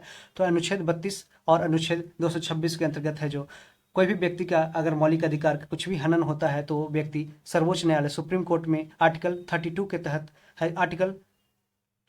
तहत जा सकता है। और कोई भी हाई कोर्ट में है जो वो जा सकता है अनुच्छेद 226 के अंतर्गत।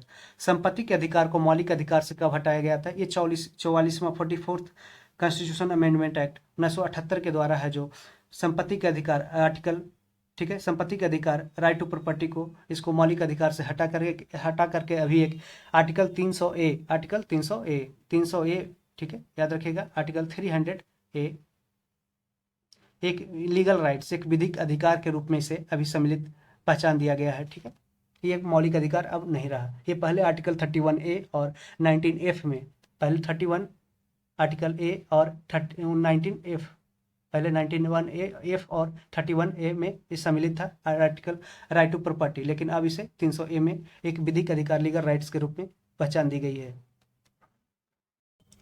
अब देखते हैं विधि के समक्ष समता का अधिकार की बात किसमें की गई, तो अनुच्छेद 14 में, आर्टिकल 14 में है जो विधि के समक्ष समता, राइट टू इक्वालिटी की बात की गई है।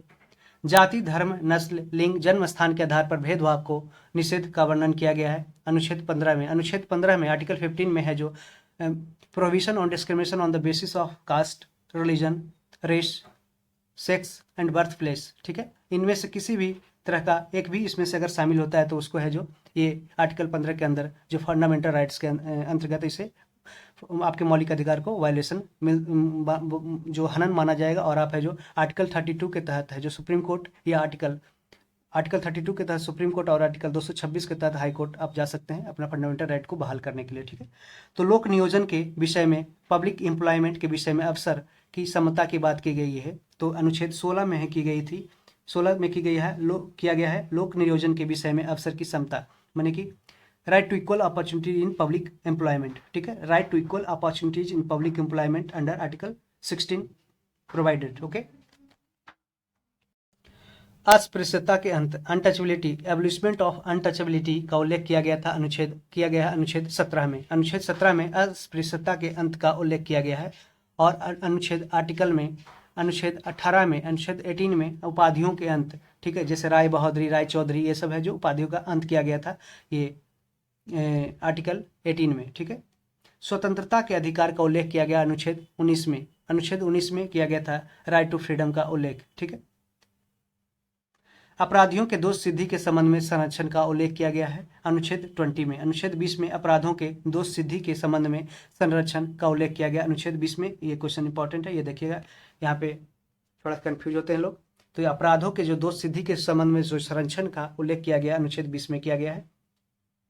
प्राण एवं दैहिक स्वतंत्रता का उल्लेख किया गया अनुच्छेद 21 में। ठीक है, right to live, right to life, ये सब सारे हैं जो आर्टिकल 21 में दिए गए हैं। आर्टिकल 21 के अंतर्गत बहुत सारे प्रोविजंस ऐड किए गए हैं। ठीक है, जैसे राइट टू इंटरनेट चलाने का अधिकार, राइट टू मैरिज, शादी करने का अधिकार, विवाह करने का अधिकार, ये सब सारे हैं जो दिए गए हैं। सोने का अधिकार, काम करने का अधिकार, ठीक है, ये सारे हैं जो प्राण एवं दैहिक स्वतंत्रता का उल्लेख किया गया है। Right to environment, right to clean environment, right to take water, ठीक है, ये सब सारे जो बेसिक नेसेसिटीज ऑफ लाइफ है उसको ये सारे है आर्टिकल 21 में लगभग ऑलमोस्ट है जो दिए गए हैं। तो आप इसको है जो यहाँ कोई भी आपको अगर कोई भी आपका वायलेशन होता है राइट्स का, तो आप है जो सीधे सुप्रीम कोर्ट पहुँच सकते हैं या हाई कोर्ट भी जा सकते हैं अपने फंडामेंटल राइट्स को इम्प्लीमेंट कराने के लिए। 6 से 14 वर्ष की आयु के बच्चों को निःशुल्क तथा अनिवार्य शिक्षा का उल्लेख किया गया अनुच्छेद 21A में। 6 से 14 वर्ष के जो आयु के बच्चे हैं उसको निःशुल्क तथा अनिवार्य शिक्षा का उल्लेख किया गया है अनुच्छेद 21A में। ठीक है, तो 6 से 14 याद रखिएगा। ये आर्टिकल 21A में जो बच्चों को है जो फ्री एजुकेशन और फ्री एंड कंपल्सरी एजुकेशन का उल्लेख करता है।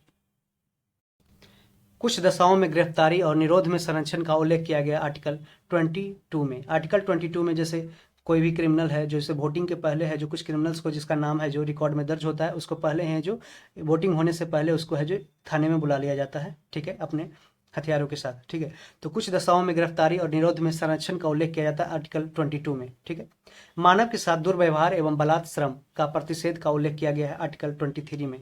आर्टिकल 23 में है जो अगर कोई मानव के साथ दुर्व्यवहार करता है एवं बलात् श्रम मतलब फोर्सफुल जो मैंने कि किसी को बलजोबरी या मैंने फोर्सफुल है जो उसके लेबर करवाया जाता है, श्रम कराया जाता है, तो अनुच्छेद 23 के तहत ये है जो प्रतिषेध माना गया है। ठीक है, 14 वर्ष से कम आयु के बच्चों को कारखानों में कार्य करने हेतु प्रतिषेध का उल्लेख किया गया है अनुच्छेद 24। तो आर्टिकल 24 के तहत है जो अगर 14 वर्ष से कम आयु के बच्चे हैं तो उसको माइंस में कोई भी हजार्डस माइंस है उसको कार्य करने की अनुमति नहीं प्राप्त की गई है। ये सबसे पहली बार फर्स्ट फैक्ट्री एक्ट जो पहला कारखाना अधिनियम 1881 में लाया गया था लॉर्ड रिपन के द्वारा, उसमें ही जो ये सब सारे बच्चों के जो बच्चे हैं जो हजारस फैक्ट्री में काम करते थे उनके 14 वर्ष से उसके कम आयु के बच्चों को है जो वहाँ पे अलाउ नहीं किया गया, और उसके जो जो काम करने की जो समय लिमिट है, वो जो टाइम लिमिट था उसको कम कर दिया गया था फर्स्ट फैक्ट्री एक्ट रिपन के समय में 1881 में। मौलिक अधिकार फंडामेंटल राइट्स हम देखते हैं एक नज़र में। अनुच्छेद 14 से 18 जो अनुच्छेद आर्टिकल 14 टू 18 है वो समता या समानता का अधिकार है, राइट टू इक्वालिटी का अधिकार है। राइट टू इक्वालिटी है जो दिया गया है 14 से 18 में, और 19 से 22 से दिया गया है स्वतंत्रता का अधिकार, फ्रीडम ऑफ रिलीजन। तो टोटल 6 फंडामेंटल राइट है। 7वां था, ठीक है, ये मौलिक अधिकार, ये तो है 6ठा है। 7वां ये क्या बोलते हैं, ये राइट टू प्रॉपर्टी था जिसे हटा दिया गया है। आर्टिकल 23 से 24, ठीक है, शोषण के विरुद्ध अधिकार। आर्टिकल 23 से 24 इसमें शोषण के विरुद्ध अधिकार, इसमें राइट अगेंस्ट एक्सप्लॉइटेशन का जिक्र किया गया। आर्टिकल 23 से 24। आर्टिकल 25 से 28 है जो धार्मिक स्वतंत्रता का अधिकार, राइट टू रिलीजियस फ्रीडम है जो 25 से 28 में जिक्र किया गया है। और आर्टिकल 29 से 30 में संस्कृति और शिक्षा संबंधी अधिकार दिया गया है। तो culture and education related rights है जो दिया गया है आर्टिकल 29 टू 30 में। और आर्टिकल 32 में संवैधानिक उपचारों का अधिकार, राइट टू कॉन्स्टिट्यूशनल रिमेडीज जो आर्टिकल 32 में दिया गया है। इसे भीमराव अम्बेडकर ने है जो heart and soul of the Indian constitution माना है। तो संविधान की दिल और आत्मा है जो, हृदय और आत्मा है जो किसे माना है, किसने माना है, तो भीमराव अम्बेडकर ने अनुच्छेद 32 को संविधानिक उपचारों का अधिकार को, जो राइट टू कॉन्स्टिट्यूशनल रिमेडीज है उसको है जो माना है संविधान के हृदय और आत्मा, ठीक है। जबकि संविधान की आत्मा किसे बोला जाता है, तो प्रियम्बल प्रस्तावना को संविधान का आत्मा माना गया है, ठीक है। अनुच्छेद 19 के अंतर्गत भारतीय संविधान में कितने स्वतंत्रता का उल्लेख किया गया है? 6 तरह के स्वतंत्रता का उल्लेख किया गया है जो इस प्रकार है।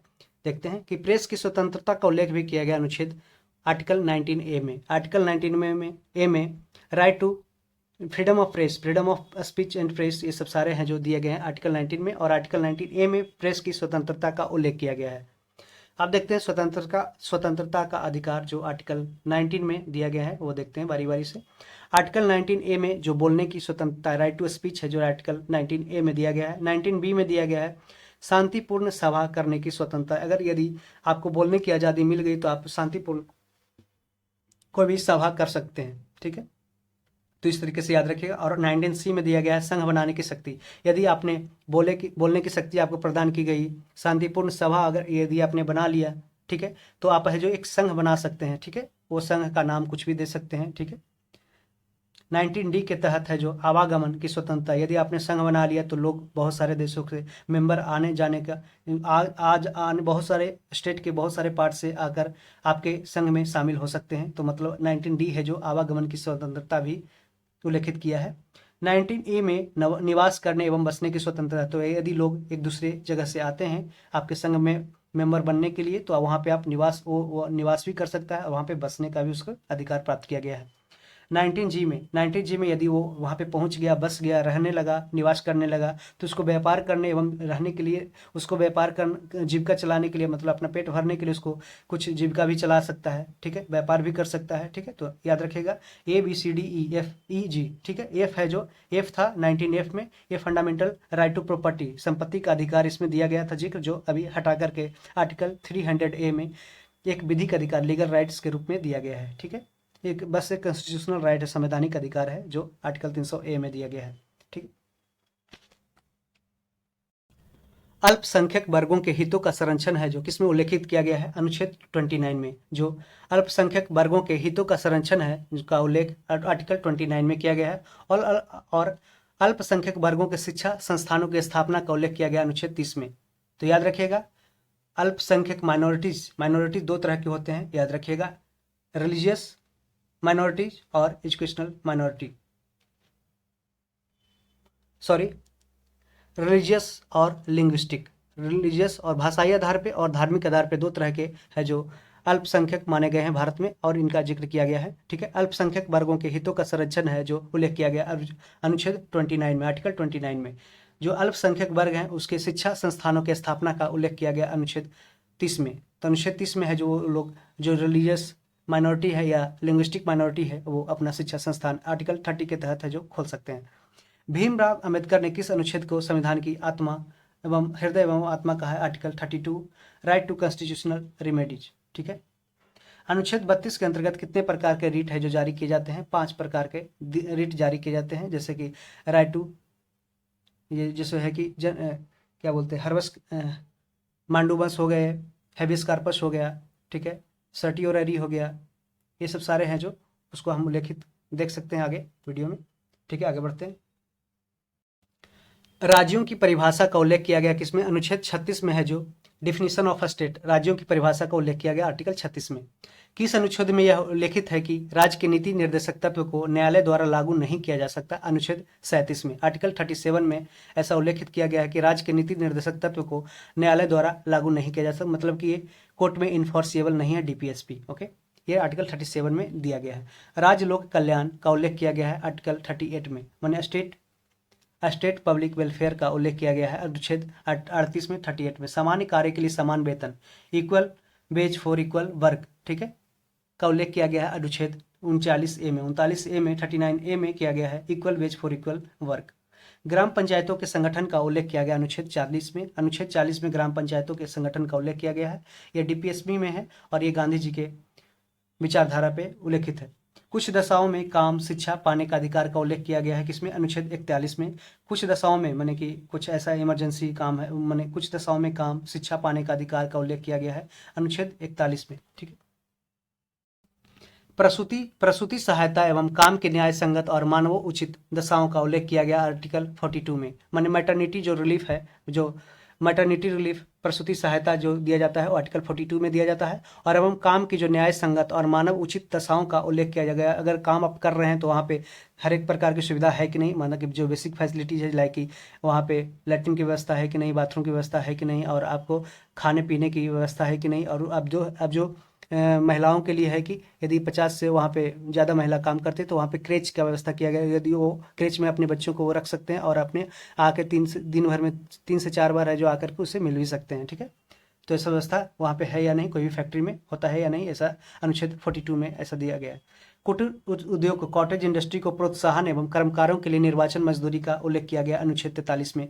जो कॉटेज इंडस्ट्री है उसको जो प्रोत्साहन एवं कर्मकारों के लिए निर्वाचन मजदूरी का उल्लेख किया गया है अनुच्छेद 43 में। ठीक है, नागरिकों के लिए समान सिविल संहिता का उल्लेख किया गया, यूनिफॉर्म सिविल कोड का उल्लेख किया गया नागरिकों के लिए अनुच्छेद 34 में। ये इंपॉर्टेंट है। ठीक है, अनुच्छेद 334 नहीं, अनुच्छेद 44 है। ठीक है, 44 है। ठीक है,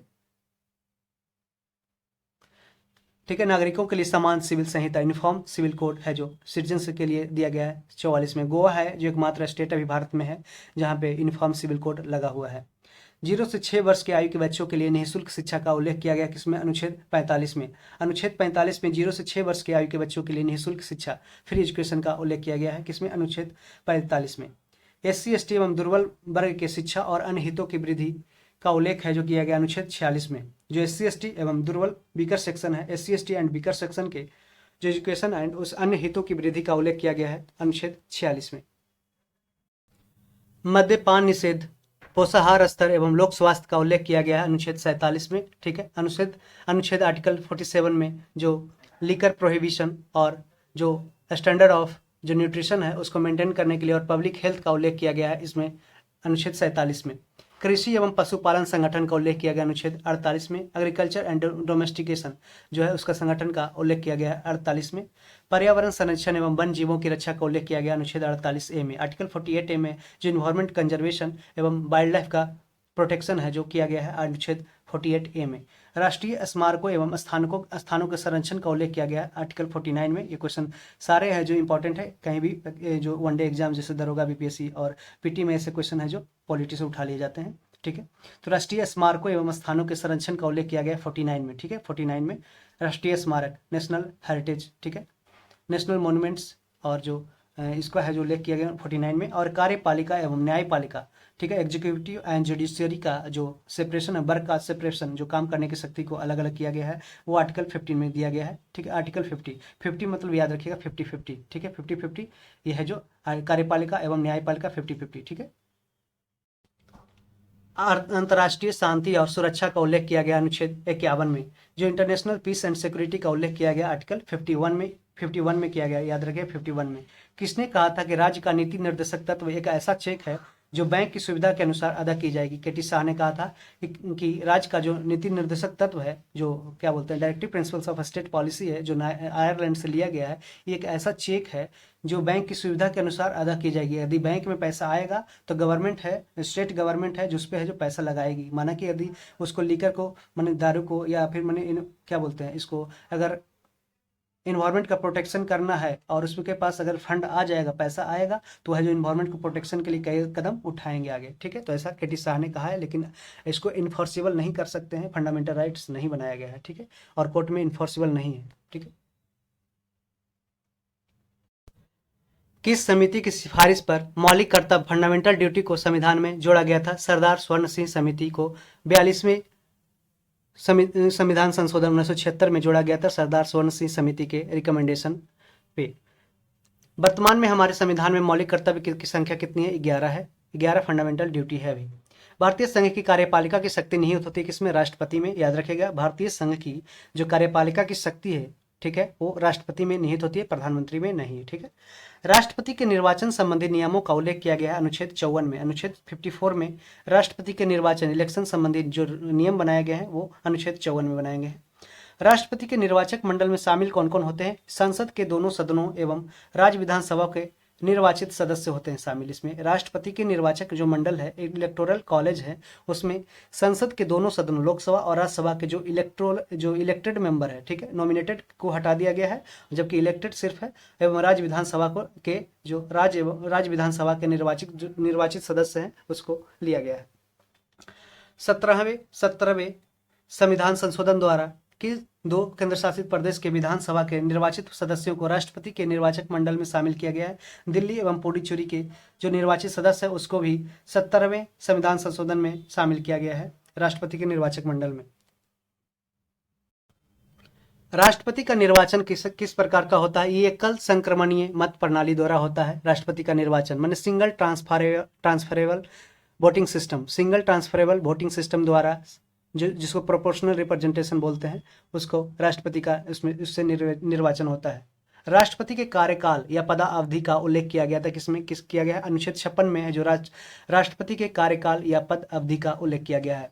राष्ट्रपति उम्मीदवार को जमानत राशि के रूप में जमा कितना करना होता है? ये 15,000 रुपये जमा करते हैं राष्ट्रपति। अगर उम्मीदवारी कोई कैंडिडेटर जो चुनाव लड़ता है राष्ट्रपति का, उसको है जो 15,000 रुपये जमानत राशि के रूप में जमा करना होता है। राष्ट्रपति के पद के लिए पुनः निर्वाचन, री इलेक्शन है जो पात्रता का उल्लेख किया गया किसमें? आर्टिकल 57 में। आर्टिकल 57 में री इलेक्शन जो प्रेसिडेंट का होता है उसके लिए उसमें नामित उसका उल्लेख किया गया है आर्टिकल 57 में। राष्ट्रपति निर्वाचित होने हेतु अहर्ताओं का उल्लेख किया गया है 58 में। जो राष्ट्रपति निर्वाचित होने हेतु जो क्वालिफिकेशंस होते हैं, अहर्ता होते हैं, उसका उल्लेख किया गया है 58 में। राष्ट्रपति द्वारा लिए जाने वाले शपथ और प्रतिज्ञान का उल्लेख किया गया अनुच्छेद 60 में। अनुच्छेद 60 में है जो राष्ट्रपति द्वारा लिए जाने वाले शपथ या प्रतिज्ञान का उल्लेख किया जाता है। ये है जो राष्ट्रपति अपना जो शपथ है, जो किनके द्वारा ये शपथ लेते हैं, ये भारत के chief justice of supreme court के द्वारा शपथ लेते हैं। राष्ट्रपति पर महाभियोग इम्पीचमेंट ऑन प्रेसिडेंट की प्रक्रिया का उल्लेख किया गया है अनुच्छेद 61 में, जो अमेरिका से लिया गया है। राष्ट्रपति पर महाभियोग की प्रक्रिया का उल्लेख किया गया अनुच्छेद 61 में। राष्ट्रपति द्वारा संसद के दोनों सदनों का संयुक्त अधिवेशन, जो joint sitting of both the लोक, जैसे बोथ द हाउसेज, लोकसभा और राज्यसभा का बुलाने का उल्लेख किया गया है अनुच्छेद 108 में। 108 में है जो ज्वाइंट सिटिंग का उल्लेख किया गया, ज्वाइंट सिटिंग। राष्ट्रपति द्वारा संसद के दोनों सदनों द्वारा पारित विधेयक पर सहमति अथवा रोक अथवा पुनर्विचार हेतु सदन को लौटाने का उल्लेख किया गया अनुच्छेद 111 में। अनुच्छेद 111 आर्टिकल 111 में राष्ट्रपति के द्वारा संसद के दोनों सदनों द्वारा पारित विधेयक पर यदि सहमति अथवा रोक अथवा पुनर्विचार हेतु सदन को लौटाने का उल्लेख किया गया किसमें? अनुच्छेद 111 में।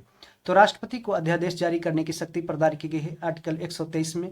123 को उलट दीजिएगा तो 213 ऐसे रहेगा। 213 है जो गवर्नर को, राज्यपाल को दिया गया है अध्यादेश जारी करने का।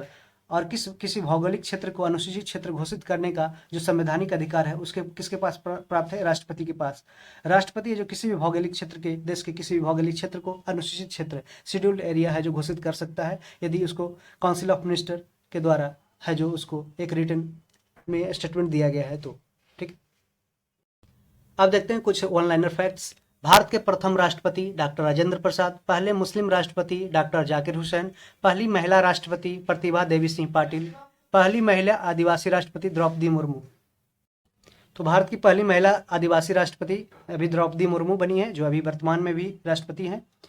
ये मयूरभंज ओडिशा से आती है। किस अनुच्छेद में भारत का एक उपराष्ट्रपति होगा का उल्लेख किया गया है? अनुच्छेद 63 में भारत का एक राष्ट्रपति होगा, इसका उल्लेख किया गया है। उपराष्ट्रपति राज्यसभा का पदेन सभापति होंगे, इसका उल्लेख किया गया अनुच्छेद 64 में। जो उपराष्ट्रपति है वो राज्यसभा का सभापति पदेन सभापति होंगे, इसका उल्लेख अनुच्छेद 64 में किया गया है। जबकि राज्यसभा के ये सदस्य नहीं होते हैं उपराष्ट्रपति, लेकिन कास्टिंग वोट जो निर्णायक जो वोट है, मत है, जो देने का अधिकार उपराष्ट्रपति के पास रहता है। भारत के उपराष्ट्रपति के चुनाव में शामिल कौन कौन होते हैं? इस संसद के दोनों सदनों के निर्वाचित एवं मनोनीत सदस्य इसमें शामिल होते हैं भारत के उपराष्ट्रपति के चुनाव में। तो संसद के दोनों सदनों के निर्वाचित एवं मनोनीत सदस्य है जो मैंने पूरी तरह से ये पार्लियामेंट इसमें शामिल होते हैं भारत के उपराष्ट्रपति के चुनाव करने में। राष्ट्रपति को सहायता और सलाह प्रदान करने हेतु मंत्रिपरिषद जो काउंसिल ऑफ मिनिस्टर का उल्लेख किया गया किसमें? अनुच्छेद 74(1) में। जो राष्ट्रपति को सहायता और सलाह जो प्रदान करने हेतु मंत्रिपरिषद काउंसिल ऑफ मिनिस्टर का उल्लेख किया गया है अनुच्छेद 74(1) में। प्रधानमंत्री की नियुक्ति की जाती है राष्ट्रपति के द्वारा अनुच्छेद 75(1) में। अनुच्छेद 75(1) में राष्ट्रपति द्वारा प्रधानमंत्री की नियुक्ति की जाती है और प्रधानमंत्री के कहने पे है जो राष्ट्रपति के द्वारा है जो विभिन्न मंत्रियों को पोर्टफोलियो नियुक्त की जाती है। मंत्रिपरिषद में प्रधानमंत्री सहित मंत्रियों की कुल संख्या लोकसभा के सदस्यों का कितना प्रतिशत होना चाहिए? 15%। मंत्रिपरिषद में प्रधानमंत्री सहित मंत्रियों की कुल संख्या लोकसभा के सदस्यों का कितना प्रतिशत होना चाहिए? 15%। यदि माना कि अभी जैसे लोकसभा में 545 है, उसका 15% ही मात्र उसका जो है जो लोकसभा के सदस्यों का मंत्रिपरिषद में टोटल प्रधानमंत्री सहित मंत्रियों की कुल संख्या होगी। ठीक है। मंत्रिपरिषद सामूहिक रूप से उत्तरदायी किसका होता है? लोकसभा के प्रति होता है। ठीक है। लेकिन मंत्रिपरिषद है जो व्यक्तिगत रूप से उत्तरदायी होता है राष्ट्रपति के प्रति। ठीक है। आजादी के समय केंद्र में मंत्रालयों की कुल संख्या कितनी थी? 18 मिनिस्ट्री थे। आजादी के समय जो केंद्र में मंत्रालय थी वो 18 थी। भारत के पहले प्रधानमंत्री जवाहरलाल नेहरू, पहली महिला प्रधानमंत्री इंदिरा गांधी, वैसे प्रधानमंत्री जो लोकसभा में उपस्थित नहीं हुए चौधरी चरण सिंह, जिसे किसान दिवस इनके अवसर पर मनाया जाता है 23 दिसंबर को। सबसे कम समय तक प्रधानमंत्री के पद पर रहने वाले व्यक्ति हैं अटल बिहारी वाजपेयी, मात्र 13 दिन सबसे पहले रहे थे। सबसे कम समय तक प्रधानमंत्री के पद पर रहने वाले व्यक्ति अटल बिहारी वाजपेयी मात्र 13 दिन तक रहे थे। उसके बाद उनका नो कॉन्फिडेंस मोशन के तहत उनका सरकार गिरा दिया गया। भारत की संसद का निर्माण होता है राष्ट्रपति, राज्यसभा एवं लोकसभा से मिलकर। इसमें प्रधानमंत्री नहीं होता। याद रखिएगा कि भारत की जो संसद है, जो भारत की पार्लियामेंट, उसका निर्माण होता है राष्ट्रपति, राज्यसभा एवं लोकसभा। राज्यसभा जिसे अपर हाउस बोलते हैं, ठीक है, हाउस ऑफ एल्डर्स बोलते हैं। लोकसभा जिसे हाउस ऑफ एल्डर, राज्यसभा को बोलते हैं हाउस ऑफ जो कॉमन्स है, हाउस ऑफ कॉमन्स है जो लोकसभा को बोलते हैं। ठीक है, लोअर हाउस बोलते हैं या पॉपुलर हाउस भी बोलते हैं लोकसभा को।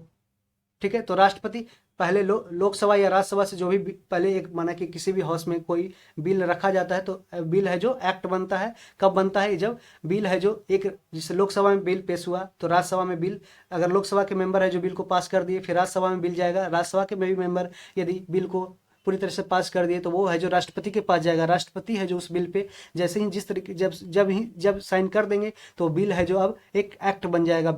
जो विधायक है, विधायिका है, वो एक कानून के रूप में आ जाएगा। ठीक है। भारतीय संसद का उल्लेख किया गया, इंडियन पार्लियामेंट का उल्लेख किया गया आर्टिकल 79 में, 79 में जो इंडियन पार्लियामेंट का उल्लेख किया गया है। और राज्यसभा की संरचना का उल्लेख किया गया है अनुच्छेद 80 में। लोकसभा की संरचना का उल्लेख किया गया है अनुच्छेद 81 में। तो याद रखिएगा पहले राज्यसभा फिर लोकसभा, तो और फिर उसके बाद भारतीय संसद, उसके पहले भारतीय संसद में दोनों आते हैं। तो ठीक है। तो 79, 80, 81। ठीक है, याद रखिएगा। राज्यसभा को कहा जाता है उच्च सदन, अपर हाउस। लोकसभा को निम्न सदन, लोअर हाउस, पॉपुलर हाउस। ठीक है। राज्यसभा में सदस्यों की अधिकतम संख्या हो सकती है 250, राज्यसभा में हो सकती है। और लोकसभा में सदस्यों की अधिकतम संख्या हो सकती है 550। ठीक है, 550, 250 याद रखिएगा। लेकिन अभी वर्तमान में 545 लोकसभा में सदस्य हैं।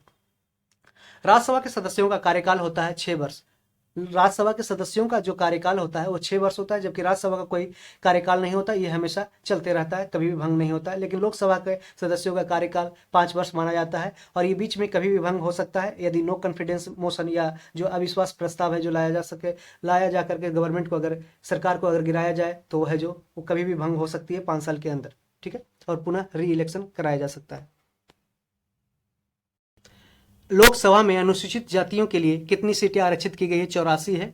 शेड्यूल कास्ट के लिए, एससी के लिए, ठीक है, 84। और लोकसभा में अनुसूचित जनजाति एसटी के लिए, ठीक है, एसटी के लिए कितनी है? ये 47 है। एसटी के लिए 47 और अनुसूचित जाति एससी के लिए 84 सीट है। किस संविधान संशोधन द्वारा भारत में मताधिकार की आयु को 21 वर्ष से घटाकर 18 वर्ष कर दिया गया है? तो 61वां संविधान संशोधन 1989 के द्वारा है। जो पहले वोटिंग राइट्स 21 वर्ष था, उसे 18 वर्ष कर दिया गया है। ये वोट देने का अधिकार एक कॉन्स्टिट्यूशनल राइट है, ठीक है, आप इसे ध्यान रखिएगा। ये 326 आर्टिकल में दिया गया है, आर्टिकल 326 में दिया गया है राइट टू वोट, ठीक है, वोट देने का अधिकार। और 324 में election commission of India, Bharat के निर्वाचन आयोग का जिक्र किया गया है 324 में। 324 से लेकर 329 में निर्वाचन संबंधी प्रोविजन दिए गए हैं, प्राधिकार दिए गए हैं, ठीक है। लोकसभा सदस्य निर्वाचित होने हेतु आयु सीमा कितनी ही? 25 वर्ष है। जो लोकसभा सदस्य निर्वाचित होने हेतु आयु सीमा है, आयु एज लिमिट है 25 वर्ष। और राज्यसभा सदस्य का निर्वाचित होने हेतु आयु सीमा है 30 वर्ष। आपातकाल के दौरान लोकसभा के कार्यकाल में एक बार में कितने समय तक वृद्धि किया जा सकता है? तो 1 वर्ष, एक बार में 1 वर्ष ही वृद्धि किया जा सकता है और बाद में से आगे बढ़ाकर 3 साल तक लिया जा सकता है। आपातकाल के दौरान लोकसभा के कार्यकाल में एक बार में 1 वर्ष की वृद्धि किया जा सकता है। सदन के अधिवेशन को गठित करने हेतु जो गणपूर्ति संख्या कोरम है कितनी होनी चाहिए? कुल सदस्यों का 1/10 होना चाहिए। ये क्वेश्चन बार बार पूछता है, ठीक है। संयुक्त अधिवेशन ज्वाइंट सिटिंग की अध्यक्षता कौन करता है? ये लोकसभा अध्यक्ष के द्वारा किया जाता है ज्वाइंट सिटिंग की अध्यक्षता, ठीक है।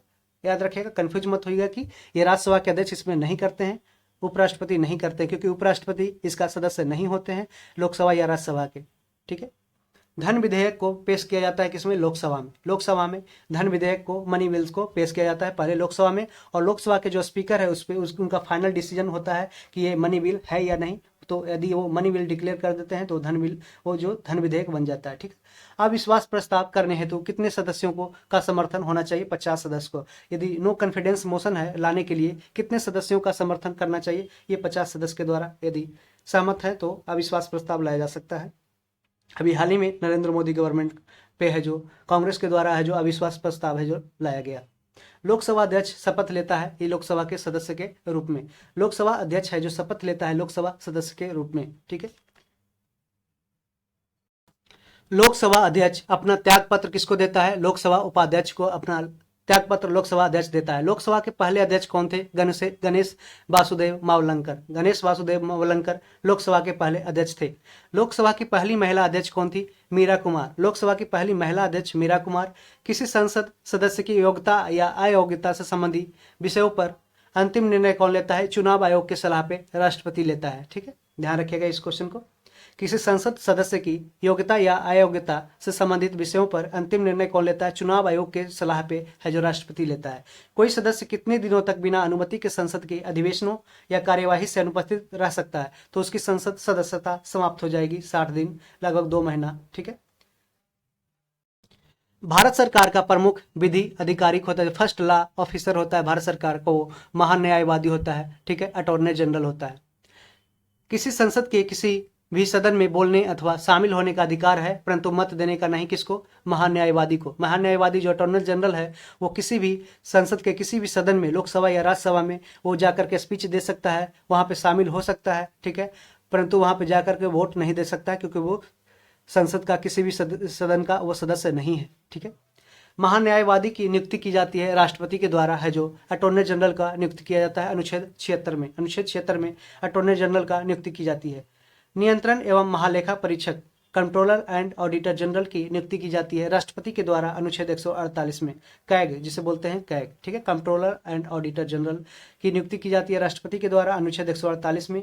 सार्वजनिक धन का संरक्षक माना जाता है नियंत्रण के महालेखा परीक्षक को, कैग को, जो public purse, guardian of public purse माना जाता है कैग को।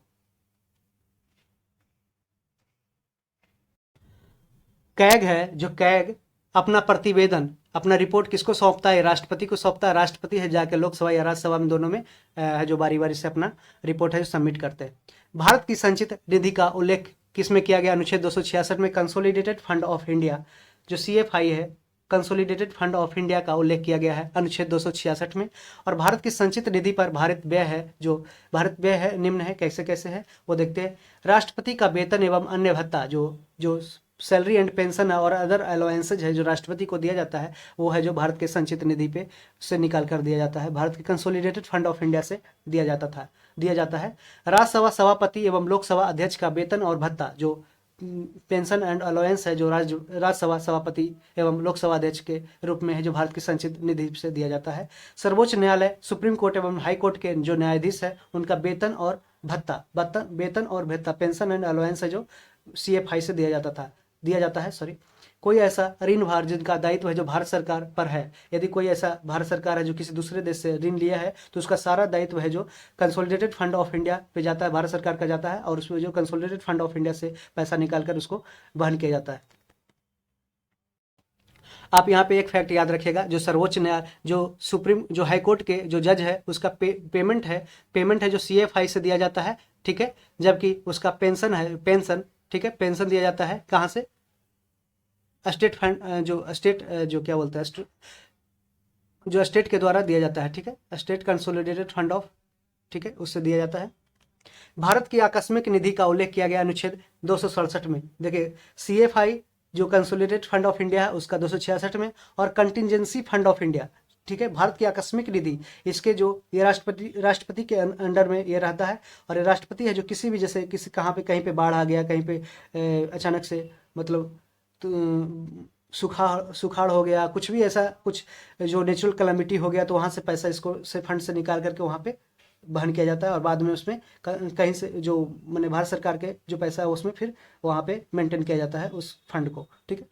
तो भारत आकस्मिक अधिनियम को पारित किया गया था 1950 में, जो इंडियन कंटिजेंसी फंड है उसको पारित किया गया था 1950 में। सर्वोच्च न्यायालय, सुप्रीम कोर्ट के गठन संबंधी नियमों का उल्लेख किया गया किसमें, अनुच्छेद 124 में। आर्टिकल 124 में सर्वोच्च न्यायालय सुप्रीम कोर्ट के गठन संबंधी नियमों का उल्लेख किया गया है। याद रखिएगा, सुप्रीम कोर्ट के गठन संबंधी नियमों का उल्लेख 124 में किया गया है। सर्वोच्च न्यायालय के समस्त न्यायाधीशों की नियुक्ति की जाती है राष्ट्रपति के द्वारा। सर्वोच्च न्यायालय के न्यायाधीशों के अवकाश ग्रहण की अधिकतम आयु सीमा कितनी है, 65 वर्ष, और जबकि हाई कोर्ट के 62 वर्ष है, ठीक है।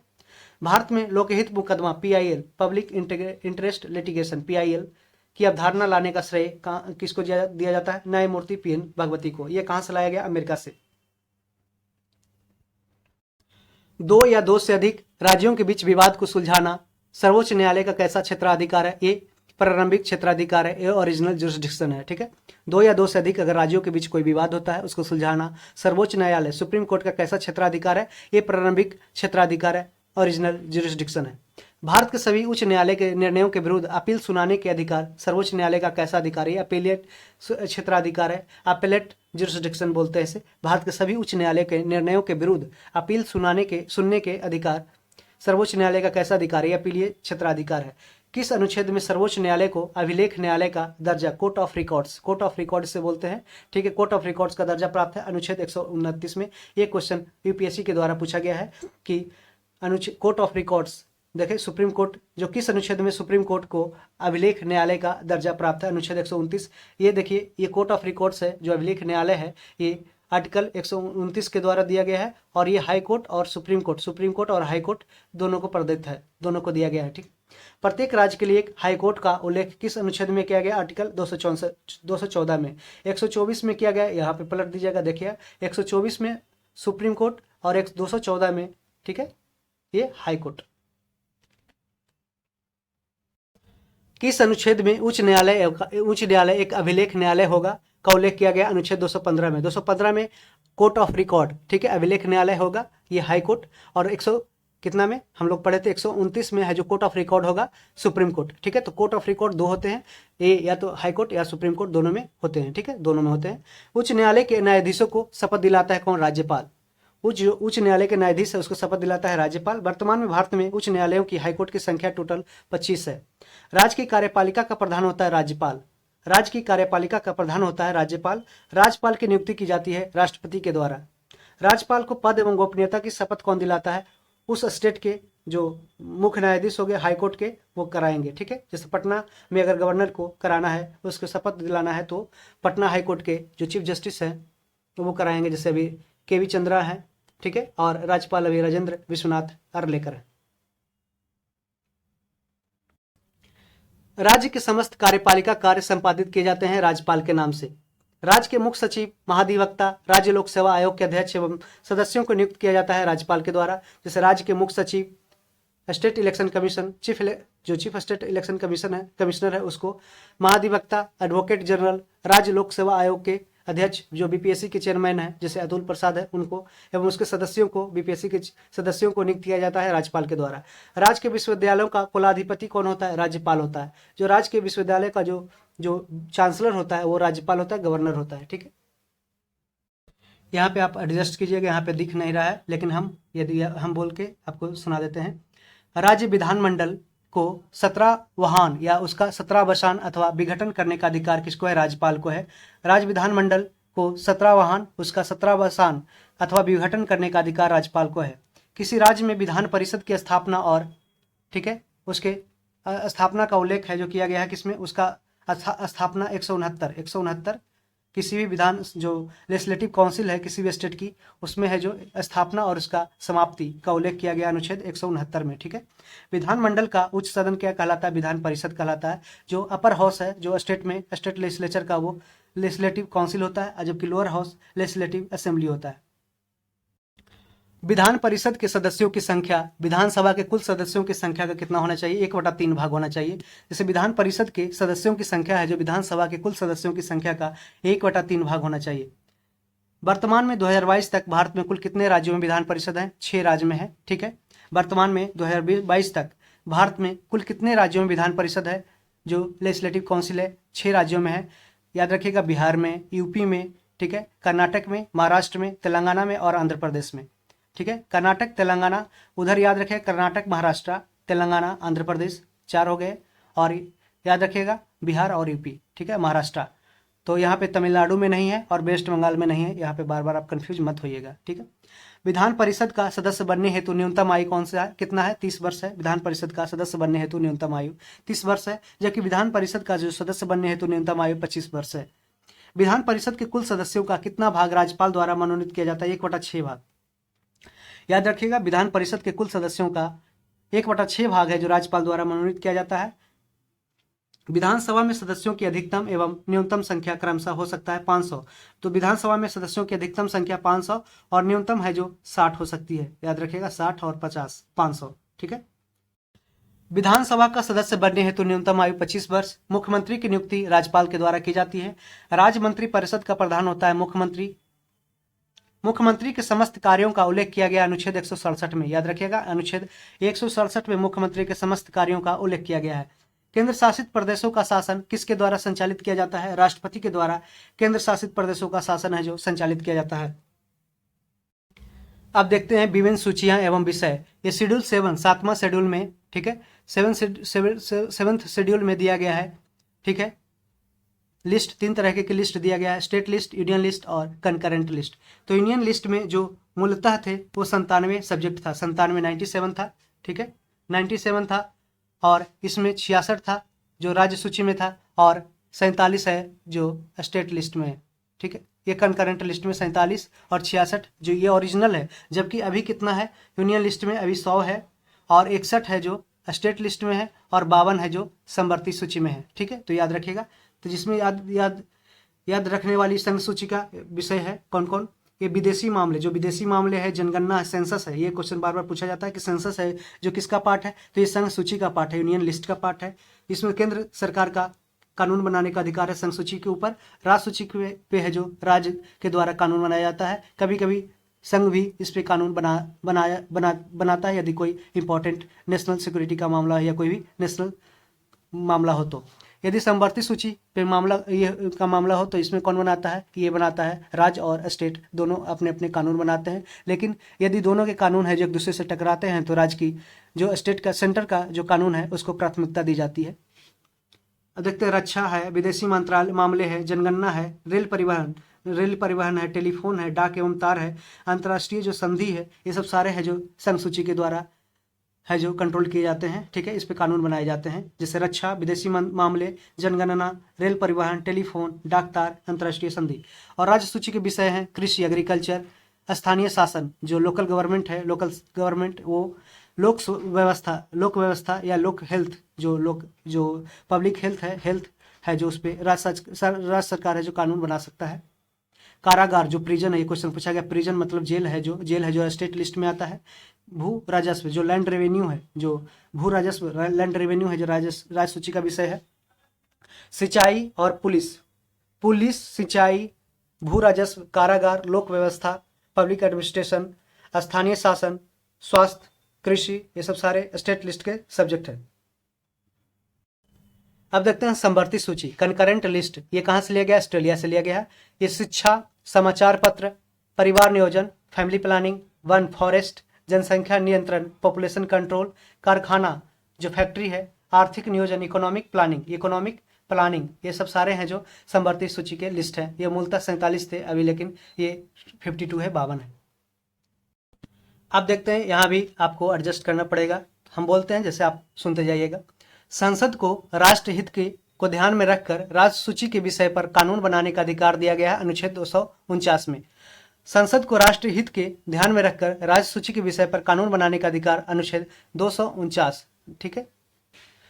संसद को अंतर्राष्ट्रीय समझौता, इंटरनेशनल जो एग्रीमेंट है, उसको प्रभावी बनाने हेतु राज्य सूची के विषय पर कानून बनाने का अधिकार अनुच्छेद 253। एक बार देख लीजिएगा, अगर ये सही रहेगा तो आप कमेंट बॉक्स में यस बोलिएगा। केंद्र राज्य संबंधों पर आधारित सरकारी आयोग का गठन है जो किस वर्ष किया गया था? 1983 में, ठीक है। 1983 में है जो सरकारी आयोग का जो केंद्र राज्य सेंट्रल स्टेट रिलेशन से संबंधित आयोग है, वो 1983 में बनाया गया था। और 1987 में इन्होंने रिपोर्ट पेश किया था, ठीक है। रिपोर्ट जारी कब किया था? 1987 में। अब देखते हैं, जो दूसरा कमीशन था वो पुंची कमीशन था, पुंची कमीशन, ठीक है। पुंची आयोग है, पुंची कमीशन। ये कब लाया गया था? 2007 में बनाया गया था। 2010 में उन्होंने रिपोर्ट है जो पेश किया था, 2007 में, ठीक है। 2010 में ये रिपोर्ट दिया था, ठीक है। तो इसको, ये काफी इंपॉर्टेंट है, कई बार 2-3 बार बीपीएससी में ऐसा क्वेश्चन पूछा गया है, तो आप इसको ध्यान रखिएगा। अंतरराज्यीय नदियों एवं नदी घाटियों के पानी से संबंधित विवादों का उल्लेख किया गया अनुच्छेद 262 में। जो इंटर स्टेट रिवर्स और रिवर वैली के पानी से संबंधित विवादों का उल्लेख किया गया अनुच्छेद 262 में, याद रखिएगा। और केंद्र राज्य के मध्य समन्वय स्थापित करने हेतु इंटर स्टेट काउंसिल, अंतरराज्यीय परिषद का गठन किया गया है अनुच्छेद 263 में। आर्टिकल 263 में है जो इंटर स्टेट काउंसिल का गठन किया गया है, जबकि इंटर स्टेट वाटर का जिक्र है जो अनुच्छेद 262 में किया गया है। दोनों है जो पूछा जाता है। अंतरराज्यीय परिषद का गठन किया गया था 1990 में। इंटर स्टेट काउंसिल का गठन किया गया है कब? 1990 में। योजना आयोग के स्थान पर नीति आयोग का गठन किया गया था 1 जनवरी 2015 को। नीति आयोग का फुल फॉर्म क्या होता है? National institute of transforming India, ठीक है। नीति आयोग के अध्यक्ष होते हैं प्रधानमंत्री। नीति आयोग के अध्यक्ष कौन होते हैं? प्रधानमंत्री। नीति आयोग के प्रथम उपाध्यक्ष थे अरविंद पनगड़िया नीति आयोग के प्रथम उपाध्यक्ष थे, जो हाल ही में जो नालंदा यूनिवर्सिटी के वाइस चांसलर बनाए गए हैं। नीति आयोग के प्रथम सीईओ थे सिंधु श्री खुल्लर। नीति आयोग के प्रथम सीईओ कौन थे? ये सिंधु श्री खुल्लर थे।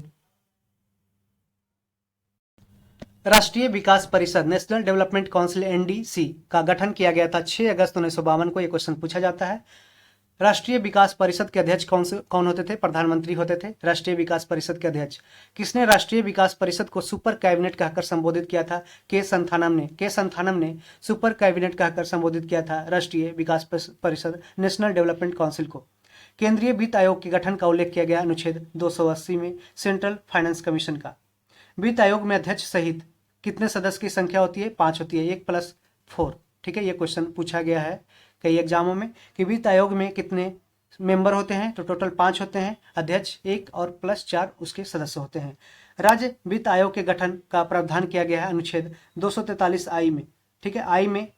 आई में राज्य वित्त आयोग, स्टेट फाइनेंस कमीशन, एफ से फाइनेंस याद रखें, आई फाइनेंस, ठीक है। 243 आई वित्त आयोग के गठन का प्रावधान किया गया है। केंद्रीय वित्त आयोग के पहले अध्यक्ष थे केसी नियोगी।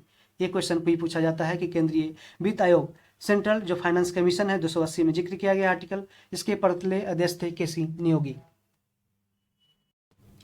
केंद्रीय वित्त आयोग के 15वें अध्यक्ष हैं एनके सिंह, 2021 से 26 तक के हैं।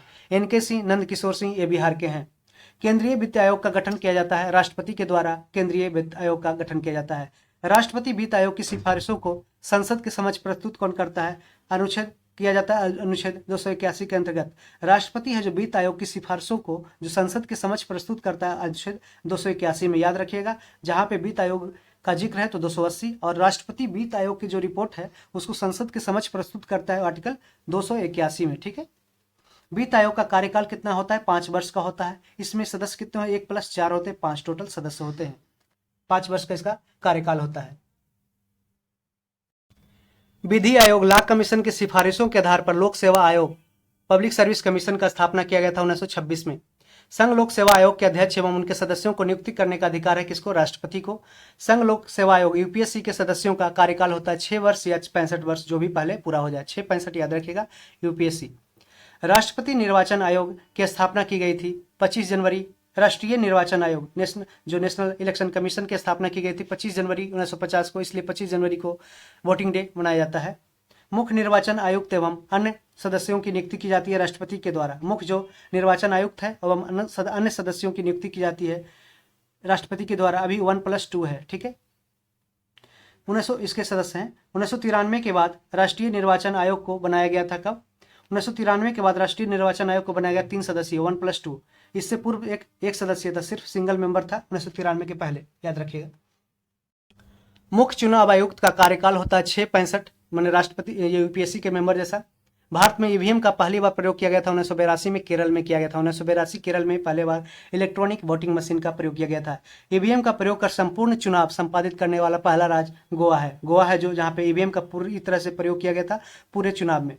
वीवीपैट का पूर्ण रूप क्या है? Voter verifiable paper audit trail. Voter verifiable paper audit trail VVPAT का फुल फॉर्म है कि ईवीएम के साथ जुड़ा होता है। किस वर्ष से चुनाव आयोग द्वारा फोटो युक्त पहचान पत्र, जो फोटो युक्त पहचान पत्र का प्रयोग किया गया? 1993 में। 1993। परिसीमन आयोग लिमिटेड जो डिलिमिटेशन कमीशन के अध्यक्ष होते हैं मुख्य निर्वाचन आयुक्त। मुख्य निर्वाचन आयुक्त हैं जो परिसीमन आयोग के अध्यक्ष होते हैं, डिलिमिटेशन कमीशन के अध्यक्ष होते हैं। ये बाउंड्री डिटरमाइन करते हैं स्टेट और ये टेरिटरी के बीच, ठीक है। पहली परिसीमन आयोग का गठन किया गया था 1952 में। 1952 में पहली जो फर्स्ट डिलिमिटेशन कमीशन का आयोग गठन किया गया था 1952 ईस्वी में किया गया था। अब हम देखते हैं भारतीय राज्य व्यवस्था में विभिन्न पदाधिकारियों का वरीयता क्रम, ठीक है। ये इससे क्वेश्चन दरोगा मेंस में भी पूछा गया है। तो पहले राष्ट्रपति आएंगे, उसके बाद उपराष्ट्रपति, फिर प्रधानमंत्री, फिर अपने राज्यों में जो राज्यपाल हैं उनका पोजीशन आता है। तो पहले राष्ट्रपति, उपराष्ट्रपति, फिर प्रधानमंत्री, फिर राज्य में राज्यपाल, फिर भूतपूर्व राष्ट्रपति। ठीक है, ये यहाँ पे 5वां पोजीशन में भूतपूर्व राष्ट्रपति, और फिर 6ठा में भारत के मुख्य न्यायाधीश एवं लोकसभा अध्यक्ष। भारत के जो मुख्य न्यायाधीश है और लोकसभा अध्यक्ष का दोनों सिमिलर आता है। ये क्वेश्चन पूछा भी जा सकता है। केंद्रीय कैबिनेट मंत्री एवं अपने राज्यों में मुख्यमंत्री है जो केंद्रीय कैबिनेट मंत्री के अंतर्गत जो समान आता है। राजदूत एम्बेसडर है जो 8वें पोजीशन पे आता है, जो फॉरेन में रहता है, विदेश मंत्री के साथ काम करता है, सहयोग करता है।